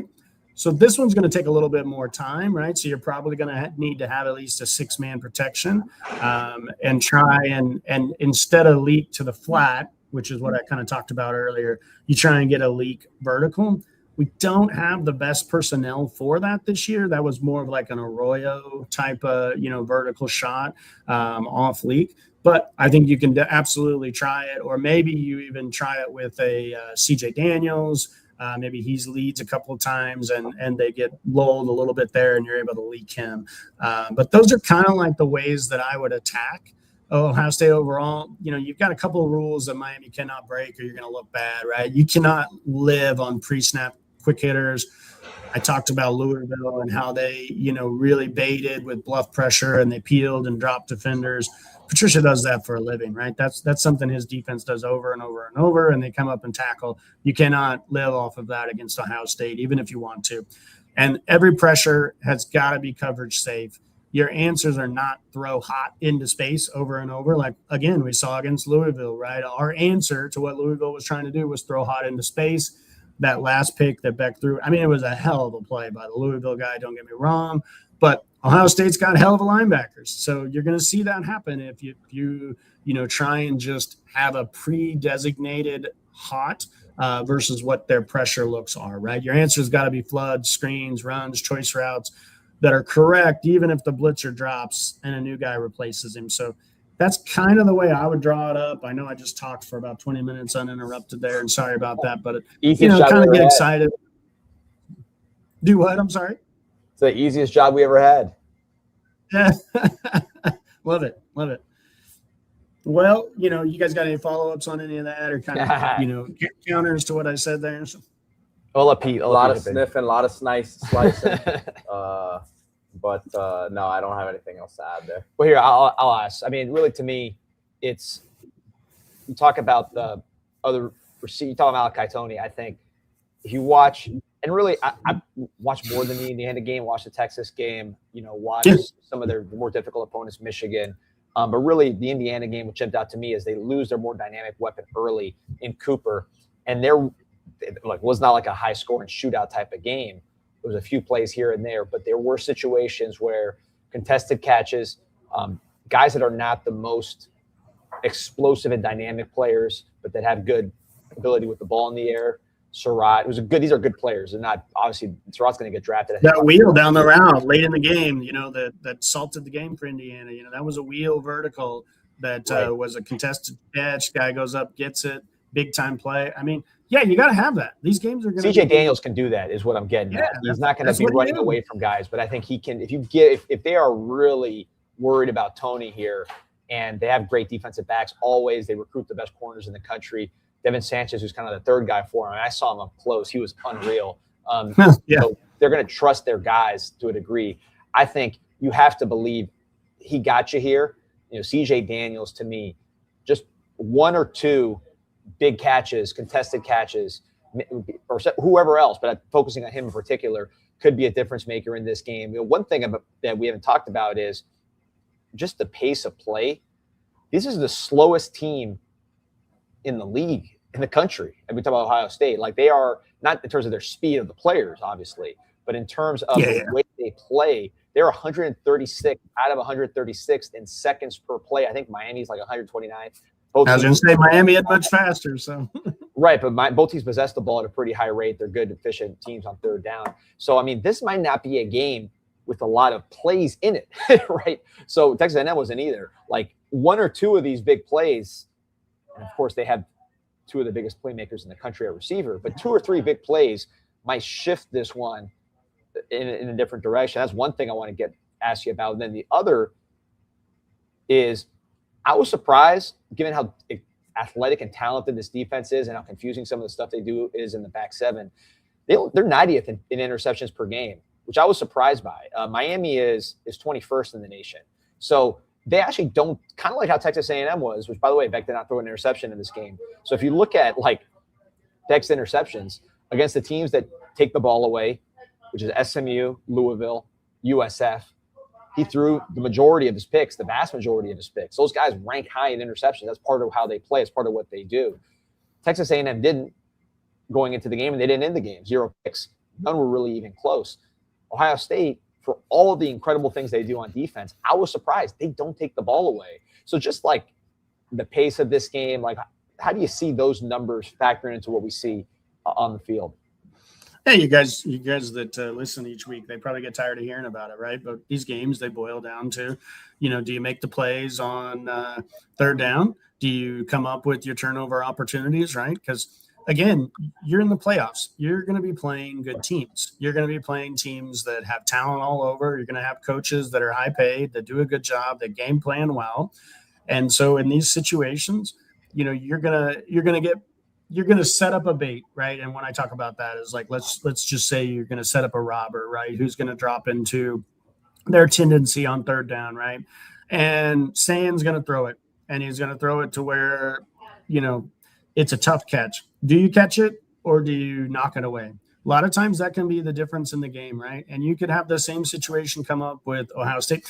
Ohio State, to your point, they're not setting up to rob you to like actually get the pick. What they're doing is they're setting up for you to actually throw it to, a check down or to a screen game. And then they rally and tackle. That's what they're trying to do over and over and over in these games. They're really trying to vice you. They're really trying to get you, 2nd and 10, 2nd and 11, 2nd and 9 over and over all game, right? They're not like taking lots of chances to try and get turnovers because they're covering up for personnel, which is honestly what SMU and Louisville is doing. They're trying to trick you because they don't have as much talent to just line up over and over and tackle you and, out scheme you and do those things, right? So to their credit, it worked in those games, right? But Ohio State is much more trying to bait you into the check down. They're trying to bait you into the quick game so that they can just tackle you and get you to punt and get off the field, right? And then they want to possess the ball. They want to be physical.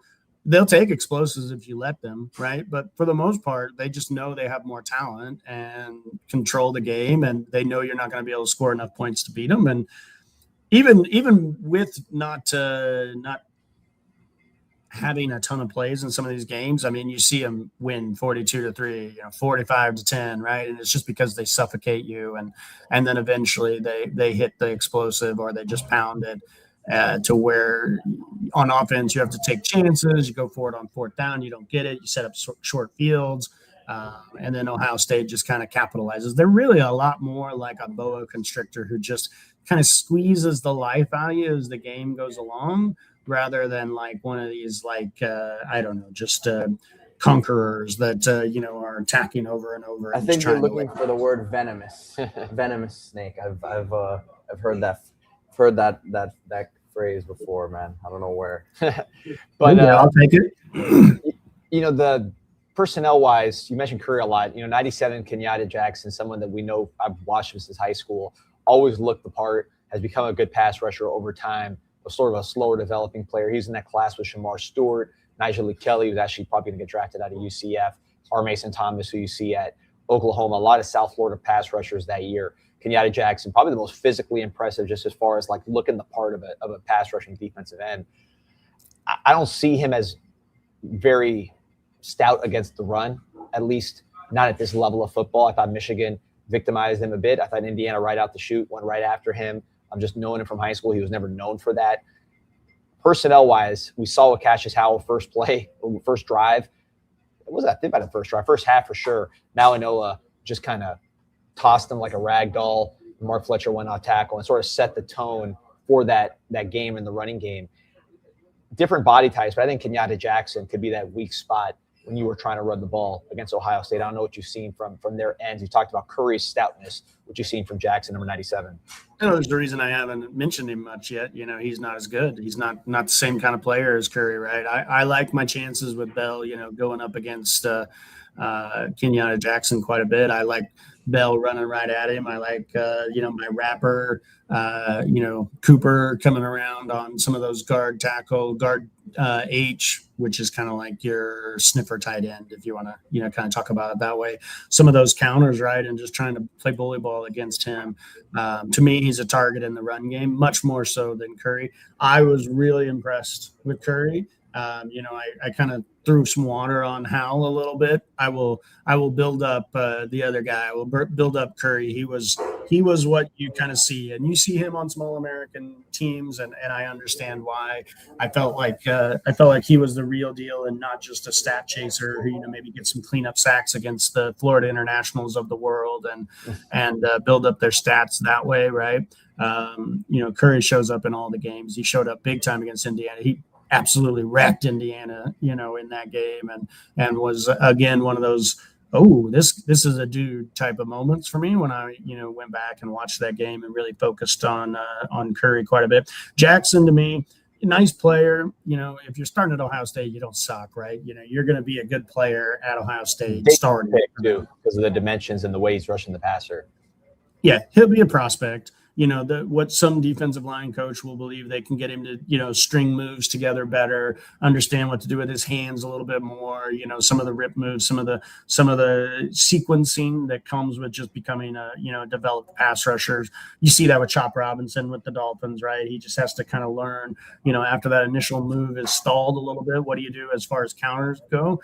The guys who, just dominate in college, they kind of get that a little more innately oftentimes, right? Like your Baines, he understands what to do when his first initial move is stalled a little bit, and he has the power to recover and threaten a chest. I think Curry does as well. I don't see that with Jackson as much. I don't think he can threaten Bell's chest, right? I don't think he can threaten him running the arc as much just because of the length. I think where Jackson can threaten Bell a little bit is, with the jab and the crossing of the face, right? If Bell oversets, maybe Jackson impresses him with his speed a little bit early on, right? And Bell oversets one time. I think Jackson may get a play on him by, crossing face or knifing in on the run game to get a tackle for loss, something like that. But I'll take my chances with Bell, against him over and all. I think most of the time that's the way you're going to see it. I think you're going to see Curry on Malinois. You're going to see Jackson on Bell just based on the way they do things. They are pretty static with that for the most part in what I see. Because Patricia likes to change the picture post-snap more than he does pre-snap. All right, Lance, we're going to let you go here. Give us a prediction. You're allowed to pick Ohio State if you really feel that way. He's already wearing the colors. So, But no, this is orange, man. This is orange. Oh, there we go. All right, we got some optical illusions here. I don't know if my illusion's not coming through, but I specifically wore this shirt because it's orange. And interesting. No. Maybe I'm colorblind. I don't know. You know what? Maybe it's coming across that way because it is on an orange background here, and it does look more red than your orange background. It's like that dress that was on Twitter for a while. There you go. Media. There you go. To my eyes, this is orange, and I'm orange through and through. I'm never an Ohio State guy. They pretty much they ruined my life, whenever I'll never forget. I was like, a kid at a bar, and I wasn't supposed to be at the bar because I was a kid, and so it was just super cool to be able to watch that game. And then, the ticker tape's coming down, right. And I started celebrating, right. And then, the infamous thing happened and all that. But I'm not focused on that in this game. I don't think you guys are either. It hadn't even come up once. Right. But that is definitely something that fuels my hatred for Ohio State. I'm not going to answer the question. I'm going to abstain as far as prediction goes, which probably tells you, where the words would go if I were. But man, I'm just happy to be here. How cool is this, guys? How fun is this? I told you I was going to come back to it, and I am going to jump off here in just a minute. But I want to hear about your experience. Both of you had a chance to be there, which is just awesome, right? You guys had a chance to be in the stands and experience that and see it happen and all that comes with being a fan. I mean, this is why we sport, right? This is why we fan all the time, right? This is the pain and all the things that come with it, the gut punch, the hope, all the things that we do as fans that just kind of build up. These are the moments, right? These are the times that we do it for, because what do you get? You get these every once in a while. If these were a given, it wouldn't matter. It wouldn't be the same. And so tell me a little bit about, getting a chance to be there and experience it. I hope you guys stayed to the end. I hope you got a chance to experience and celebrate with the teams and everything. So tell me a little bit about how that went for you guys. I mean, it was amazing. It was amazing seeing the place drain out. It really wasn't as loud as it had been hyped up to me, quite frankly. I think we just took them out of the game. We took their energy and we took their will. There weren't enough consistent big plays from the A&M side. They had that long pass down the sideline to Craver, right? But there wasn't enough. I mean, yeah, the occasional third down, it would get loud, but no, man, really, I got to say it was underwhelming in terms of that aspect of it. And the town was strange people, but it was unbelievable to get the win there in terms of being a Canes fan and winning that one on the road. Overrated place, though, I got to say. To me, I mean, again, I cannot stress this enough. It was so windy that, like, because I was on the field and, like, you saw I had a much better view of the ball than I had sitting in the seats. Like, it was spinning in such a weird way and moving in such a weird way. It's like seeing a pitch with just nasty stuff, man. It's hard to. I can't take too much from what I saw in that game to this one. I like, people ask me, am I worried about Carson Beck? I'm like, I'm not worried about Carson Beck at all. I think he's going to throw the ball extremely well in this game. I thought he would have thrown well in this other game. The wind was fine. I'm worried about Ohio State. Like, I'm worried about what they do and the problems they pose and the talent they have to impact what we do. I think Carson Beck is going to deliver the ball on time and accurate, assuming he is upright, which I think he will be. That's the least of my problems in this game. I think that, some of the throws he missed in this game, they were just lost in the wind. But again, the opponent with Ohio State, I think Ohio State, I did not like Texas A&M's defense on tape. Aside from the tricks they do, I thought they just weren't physical. I didn't think they rallied to the football. Ohio State does all that with 4 first rounders just this year, straight at the middle, and some really good day 2 type guys elsewhere. So, and obviously well coached, like you broke down, Patricia. So that's my big takeaway. It's just like, burn the tape when it comes to anything involving footballs in the air, whether it's passing, punting, or field goal kicking. That's my big takeaway. But the problem this week is not going to be the wind. I wish we had the wind this week, right? I wish we were playing in the wind against Ohio State this week, just to take Jeremiah Smith and Carnell Tate out of the game a little bit. But I think we're going to throw the ball well. I think it's going to be a much different game the way it looks than it was in Kyle Field, hopefully still ending with a Miami win. So that was my big takeaway. And also, you just can't go back now to these lower tier bowls. Once you're in the big time, you're in the big time. Like, there's no going back. Like, it is so different to be in that mix with every important person in college football in the stadium, the place packed, December on the clock, and you're playing these kind of games, big time players all over, name brands. Can't go back now. This is what it's got to be now.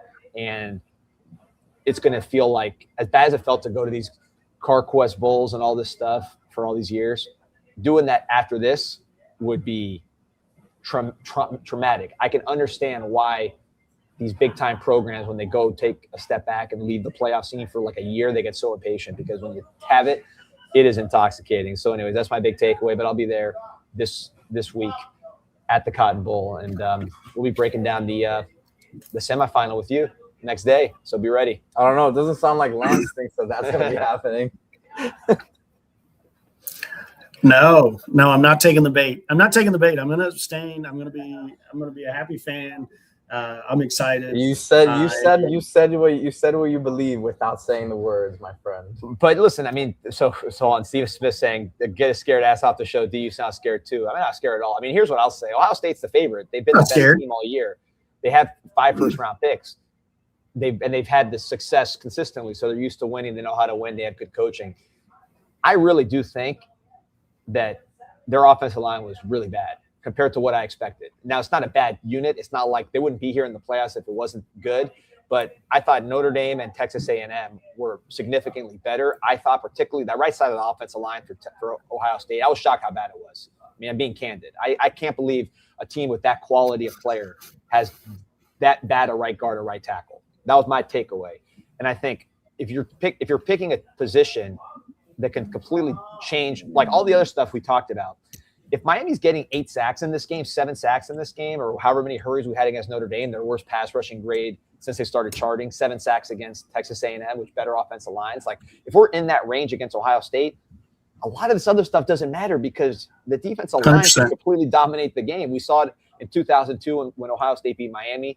We saw it in the Super Bowl where the New York Giants defeated the undefeated Patriots. And I don't think it's that kind of mismatch here, right? So I'm not trying to say like this is some sort of David and Goliath.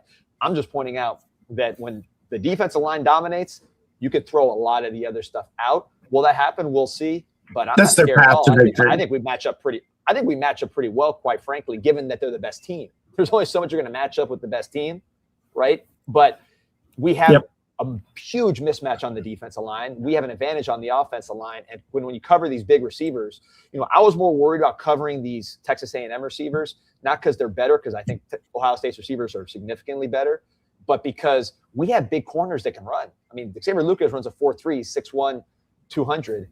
OJ Frederica size. So you're going against big receivers. They're going to make plays. It's like basketball. You're not going to stop Kobe Bryant. But like physically, we match up better with the big guys, I think, than the smaller guys. So I think honestly, I think we match up well, other than the fact that they're good, if that makes sense. Well, and that's what I'm trying to get across too, right? You know, like whoever you play is going to be good, right? We're not going to like Miami's not going to just walk in there and you're not playing Tulane, right? Or whatever, James Madison. You're not playing those guys. You're playing the elites.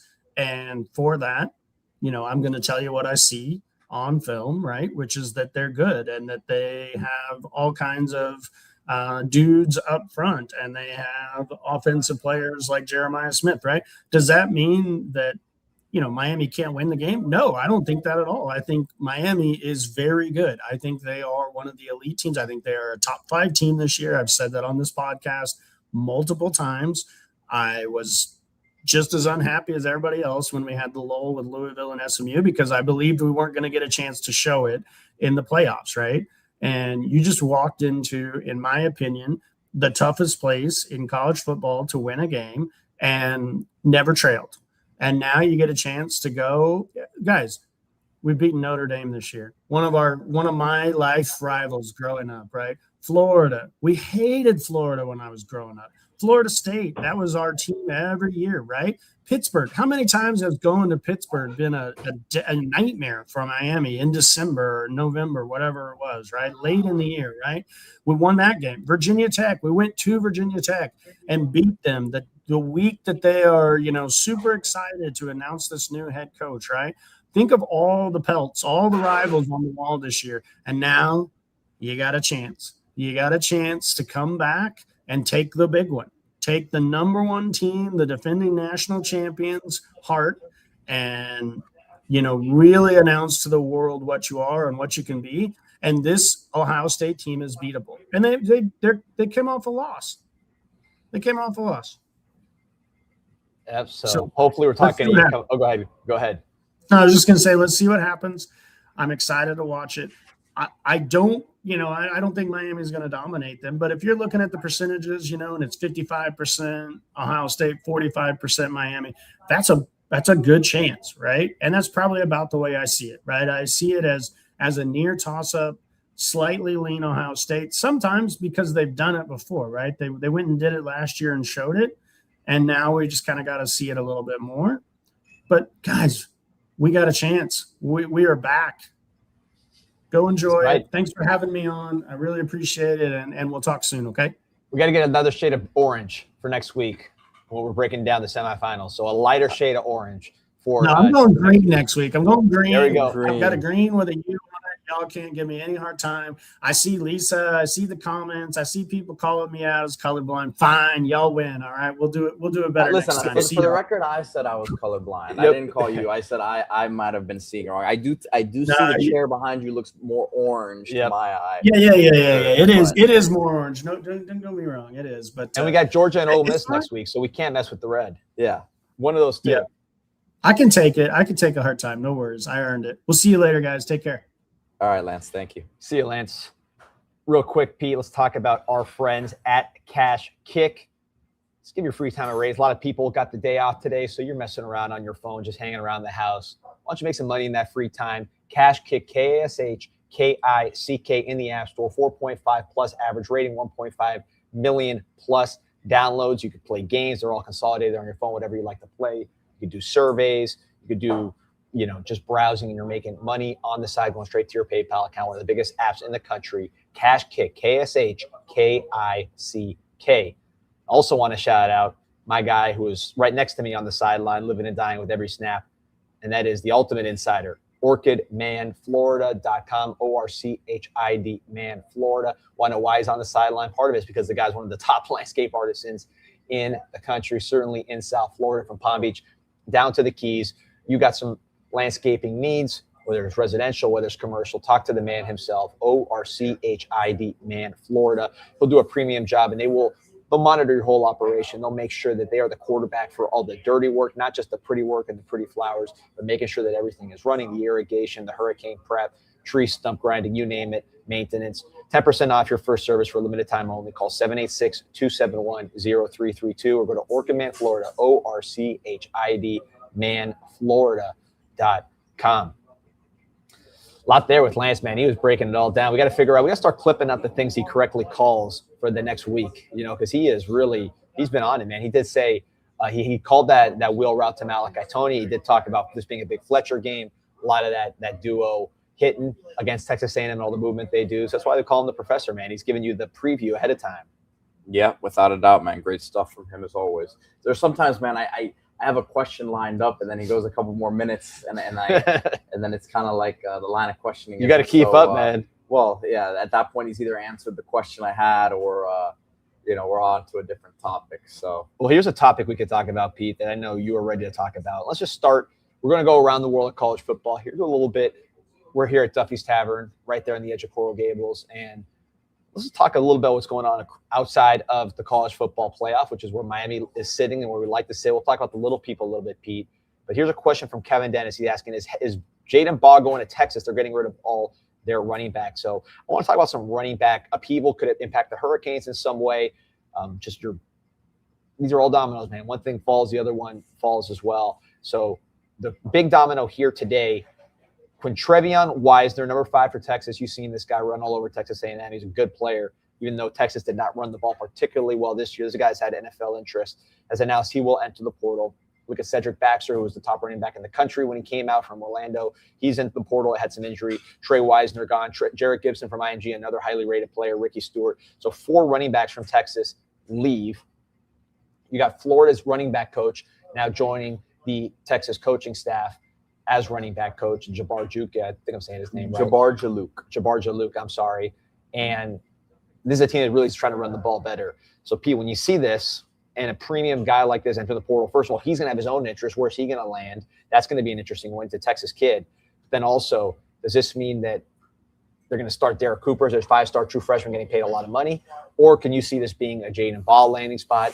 Why not both if you're Texas? I mean, I think that look, Jaden Baugh still making his final decision, but the writing seems to be on the wall there. He would love to be in his shoes right now because he's either going to get a whole lot of money from Florida, a school that he just broke records at and had a phenomenal end to the season at. Then they're not going to want to lose him. The incoming staff knows that he's a key player that you can kind of build upon there. But obviously his running back coach is going to Texas. The pathway seems to be cleared a little bit there, or maybe they also understand what's happening and what's coming in here. So to me, it looks like the writing's on the wall there for Baugh to be Texas bound. Derek Cooper obviously still going to be, I think, heavily factored into the mix there. You're not going to pay a running back what they're going to be paying him without playing him early on. And I think he's good enough to do that. I don't think it's just let me make that clear, right? But yes, I think it looks like that would probably be the case there. Yeah, I think this is an interesting move. Yeah, I think if Baugh goes to Texas, Florida's trying really hard to retain. They're trying to retain Dallas Wilson. They're trying to retain Vernell Brown. Interesting, that hasn't happened yet. Right, we haven't heard it. Lagway, that one happened pretty quick. Trey Wilson left. Like, we haven't seen the announcements from Florida. I know Summerall posted a Gator emoji yesterday, but we still haven't seen any announcements. So those seem like ongoing negotiations, which if you're the team trying to keep the player, I don't love, it taking a long time, right? They're probably pretty concerned about that. I imagine they are. Obviously, anything bad for Florida is good for Miami, though we don't play them. We just like to see them suffer, like to dominate the state recruiting-wise. But, yeah, I think this is interesting. If they lose Jaden Baugh, that Florida offense is in dire straits. I think for Texas, it'd be a great move. Certainly will help their running game escalate. Wisner, I don't know. Do you see any Miami impact here, Pete, where we'd be in it for a Wisner or something like that? I'm not sure that's how this thing shakes out. I don't think a guy like that is going from, and I know they had other backs involved and they had some injury issues this year, but I don't think he goes from being one of the guys at Texas to, again, you're bringing in Mark Fletcher. Looks like he's returning, right? Gerard Pringle, have to think that he's coming back. Marty Brown, he hasn't really been as involved this back end of the season, but was a big part of what Miami did. And from what I understand, really, really enjoys it here. So you have to think he's coming back. I mean, You might lose a guy or two, so you're probably bringing someone in to be competing for the number 3 spot or to be number 4. So it's a tough proposition to make with a guy like that, unless you really think he's the guy and he's coming in and being one of the 2 guys. I don't see that. So how it impacts Miami, I think it's more about the dominoes. Like, does he go to Florida State or someone like that? If I'm Wisner, Oklahoma and Texas A&M, 2 big rivals for Texas. I don't know if he would lead to a rival, but he had 639 yards all-purpose in 4 games against those rivals. Texas went 4-0 in those games. So if you're Oklahoma, which I thought a terrible running game, I thought that was the reason why they're sitting at home right now. Texas A&M, when they did not have Moss, they were not as effective. You saw Miami completely neutralize their running game from their running backs. He could fit in both those places, but yeah, I don't see this being a situation where Miami, obviously they recruited Cooper. So I thought maybe Baugh coming in might deter Cooper, but with Wisner coming out and all these other guys leaving, Cooper is actually in a pretty good spot regardless if they bring in a Baugh or not. So I don't see a real Miami impact from this one. By the way, over 2,000 live as we talk portal here. I think this is more a situation where Florida should be scared when they see this notification. Yeah, and it just we've talked about Summerall a good amount here the last few weeks. It doesn't seem like he's hit the ground completely, running there. Obviously, he was coaching Tulane, but I think for the roster, he was an underwhelming hire. I think Lane Kiffin doesn't have to do all of the recruiting that it seems like Summerall's doing to retain the roster, right? His resume and who he is offensively would have spoken for itself. When you talk about setting up all these meetings with guys, and that's probably not the first or second time they've had discussions with the player, you tend to say, well, the early hype doesn't seem to be too good, at least from the people within the team. Now, how much of that is also Summerall trying to clean house? I don't know, but I doubt that they were trying to lose a Trey Wilson. I doubt they were trying to lose a Lagway. I doubt they were trying to lose a Baugh if he does end up walking out the door. We know they're trying to retain these other guys. Vernell Brown's an interesting one to me, D, because he doesn't want to leave. Being Gator legacy, it seems like he's been very loyal to the program, but we'll see who their quarterback. If their quarterback ends up being the kid Philo from Georgia Tech, then is that the most intriguing option for a wide receiver?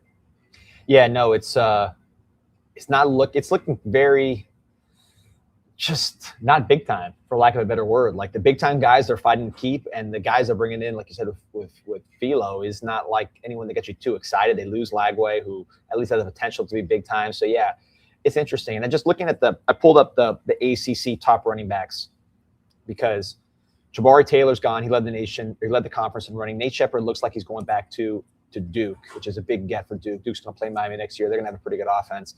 Kendrick Raphael stays at Cal. Looks like he was an NC State transfer. Hollywood Smothers already jumped in the portal. Could he be going to Texas if they don't get Baugh? Would he go to Florida to replace Where's Baugh? He from? He is from, I believe, from up there. I'm not sure. Confirm that. Damon Claiborne's gone. The only other, Mark Fletcher, but Isaac Brown. West Charlotte. There you go. So you look at Isaac Brown. He's a guy that's been trying. People have been trying to poach since he got to Louisville. Louisville's had some weird NIL situations. Could he be somebody that goes? I don't know. I don't know what Louisville's doing. So this ACC running back world maybe is impacted by this. Maybe he goes to an ACC team, but it's also just as possible that opening leads to an ACC back leaving. That's the trend it's usually been, unless you're talking about the Miami Hurricanes. So we'll see how these dominoes fall. But to me, if you're Miami, the more good players entering the portal, the better for the most part, right? The teams you're playing next year are not portal buyers. Notre Dame's not a huge portal buyer. They're going to roll with the guys they have, even they lost 2 great running backs, probably the 2 best running backs to the draft.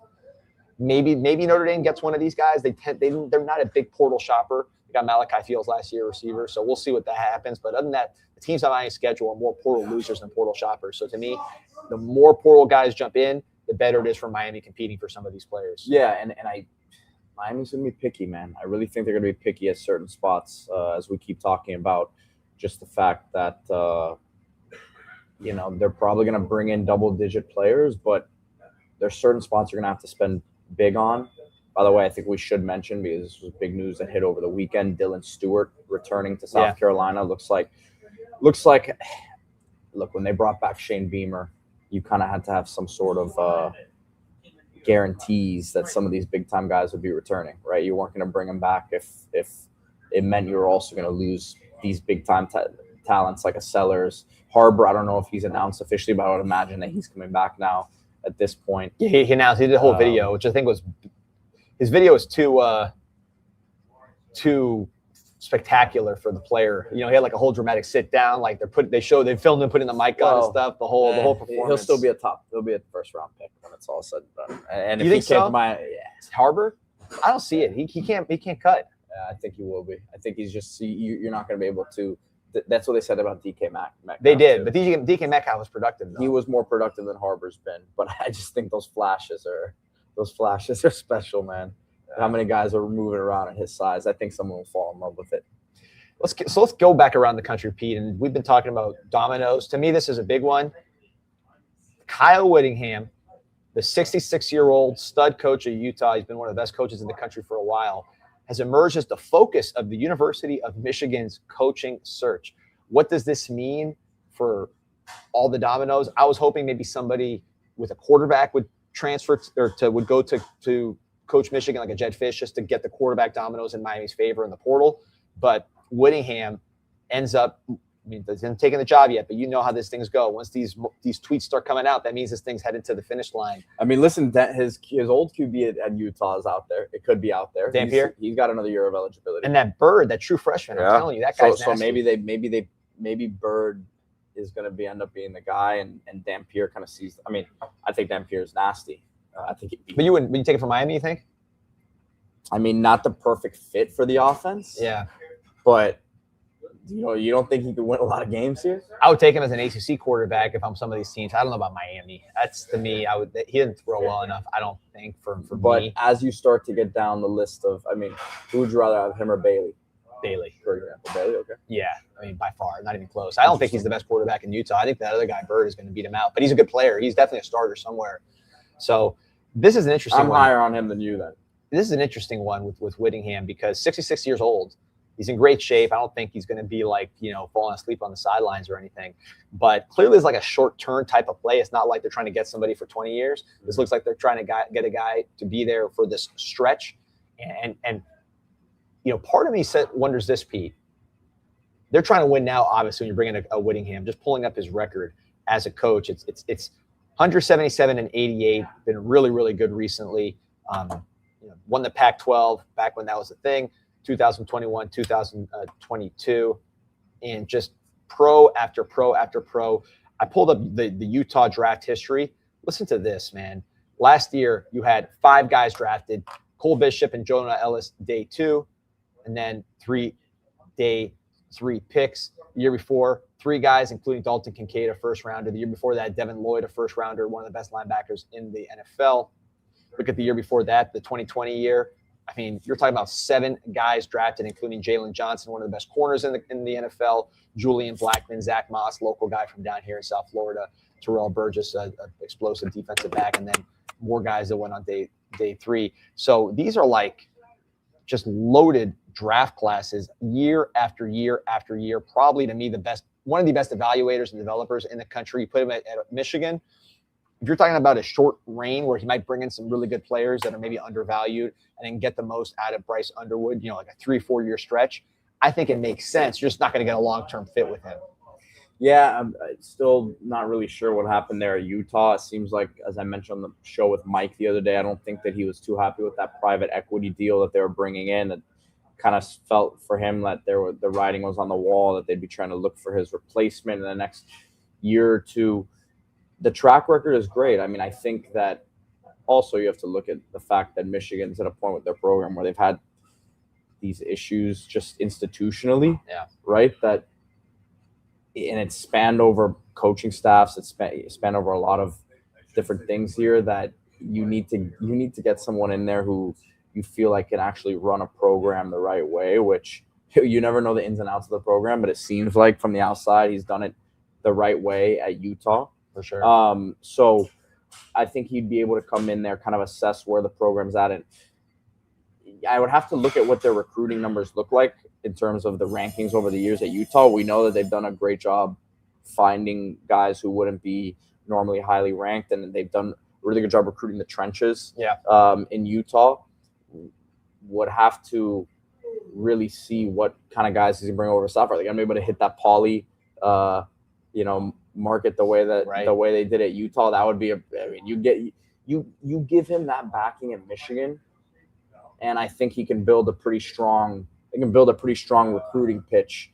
So I think Michigan, they're always going to be a factor recruiting wise, but Harbaugh didn't have top 3, top 5 classes consistently. No, that's not how they won. So I wonder if they get back to the bread and butter of kind of how they got that success. He's like Harbaugh. He reminds me of Harbaugh. Yeah. I mean, obviously older, but he kind of reminds me of Harbaugh. By the way, we got the Game Above Sports Bowl here at 1, the Rate Bowl, some other bowls I never heard of. So we got some bowl action today. When do the Gators and Knowles play? Yeah, man, it's amazing they can't even play in these crappy bowls. Meanwhile, Miami is playing on the Cotton Bowl. Well, technically, FSU, I guess, got invited as a 5-win team, and they turned it down. So they didn't have enough players. Yeah, but this one's I see this as a Band-Aid, and it's a good Band-Aid because how about one of the better coaches in the country. But I think maybe I'm wrong. But to me, they're saying, get Bryce Underwood, man. We need to do something with this guy. We can't just start all over with the quarterback we're playing so much. We got to get 2 years of really good play and compete. Oh, and you also wonder, though, if you early in the year next year get off to a stumbling start, if you're Michigan, are they already looking for that? That's the thing about this. You have to wonder, what are they telling him, right? Are they saying, hey, we're going to give you a nice 4 or 5 years here, and you can kind of go at your own pace? I have a feeling Michigan, they just realize, all right, what you're saying, we can't mess up what we've got right now, that he's the best option to go win next year. Dillingham obviously extended it at Arizona State. How much of that was just him using that leverage and how much of it was him actually wanting to stay there over Michigan, I don't know. But something tells me within the next year or two, they'll be already looking for the next guy. And I think I'm a Whittingham guy, but I think they'll get antsy. I think if they have, because here's the thing, if you have another year like you had this year where you're right on the outside looking in the playoffs, you really are relying on winning that game against Ohio State or not dropping one of the other games. Like, they're probably not going to, they want to playoff. This is a hire to say we need to be in the playoffs this year. 100%. So and it's interesting because Whittingham's stock's not the highest it's been. You look at just going back to like the 2019 season, he gets 11 wins, then the COVID year, so throw that away in that conference. And Rose Bowl. But then since then, you lose the Las Vegas Bowl. You don't make a bowl last year. This year you're 10-2. You got a good team, but really they're one of the more talented teams in the country. They have 2 NFL tackles. They got a lot of good players. They have a pretty experienced offensive line. So like, I don't think Utah's happy with where they are, even with the 10-win season. Like, as far as this particular season, was somewhat of a disappointment coming off the year, didn't even make a bowl. Obviously, they had quarterback issues there. So I think, you're getting him at a lower stock, but he's got to be reinvigorated with a chance to get. Listen, I don't know the timetable of when he knew he was going to step down or whatever, but could you imagine him a month ago at this time? And the Moore thing hadn't broken yet, right? That was 3 weeks ago now at this point, maybe. You have no idea what's going to happen there, and then you blink and you're the head coach of Michigan after stepping down. Which something tells me I don't know that it's not like he had the Michigan job ready to go when he stepped down. I just think it's the timing of how everything worked for him. Yeah, it worked that well. And he said when he left Utah, he's like, I'm a free agent, which I was a surprise, and now we kind of see it. Because there was speculation that they said that the night that he had retired, he was out at a hockey game with the Utah gear on still, after he had officially announced. So it doesn't, again, I feel like it's that private equity thing. Yeah. And he was kind of like, look, I'm not going to let these people these money people come in and tell me after I've built this program myself when I can go. Yeah. And, I want to go out on my own time. So interesting stuff, man. And we'll be keeping track of all the portal comings and goings and coaching changes here on Canes. Actually, later in the show, we'll break most of this stuff down. So we'll keep you posted on the portal. Like and subscribe to CanesInSight. Christmas was yesterday, but people are still buying gear. Miami's still getting new merch because they're getting further in the playoffs. You want that Cotton Bowl shirt is trending this week. Miami Hurricane Team Store, right across the street from the Thesis, MiamiHTS.com. Use promo code INSIGHT20 for 20% off. If you're hungry for Cuban food, man, don't sleep on Islas Canarias Cuban Express, the #1 Cuban restaurant in the planet. I went to the OG East Las Canarias a couple days ago with my guy Brody, right there, East Las Canarias Cuban Express. Look at that menu, 7 different types of croquetas, tostones, loaded sandwiches, cubaditos to grab and go. Still, look, I know you had a feast yesterday, most likely.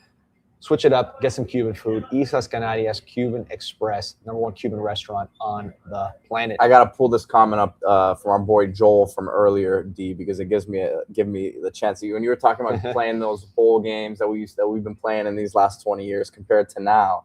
Joel said it's like going from the 80-20 meat to that Lomelo's Wagyu. Check out Lomelo's Meat Market, promo code CIS10 for 10% off your order. And then if you're here local, of course, the store 9810 South Dixie Highway. You mentioned CanesInSight, you get a free pack of Wagyu burgers. So if you guys aren't going to the game, go check out Lomelo's, man. 2,000 on over 2 hours, man. We went long today, giving you more. We're going to maybe go on again later today, man. So you get your fill of CanesInSight. Remember to like and subscribe. Thank you, Mo Hussein, and everybody else in the chat. Extend Mario, baby. Go Canes. Go Canes.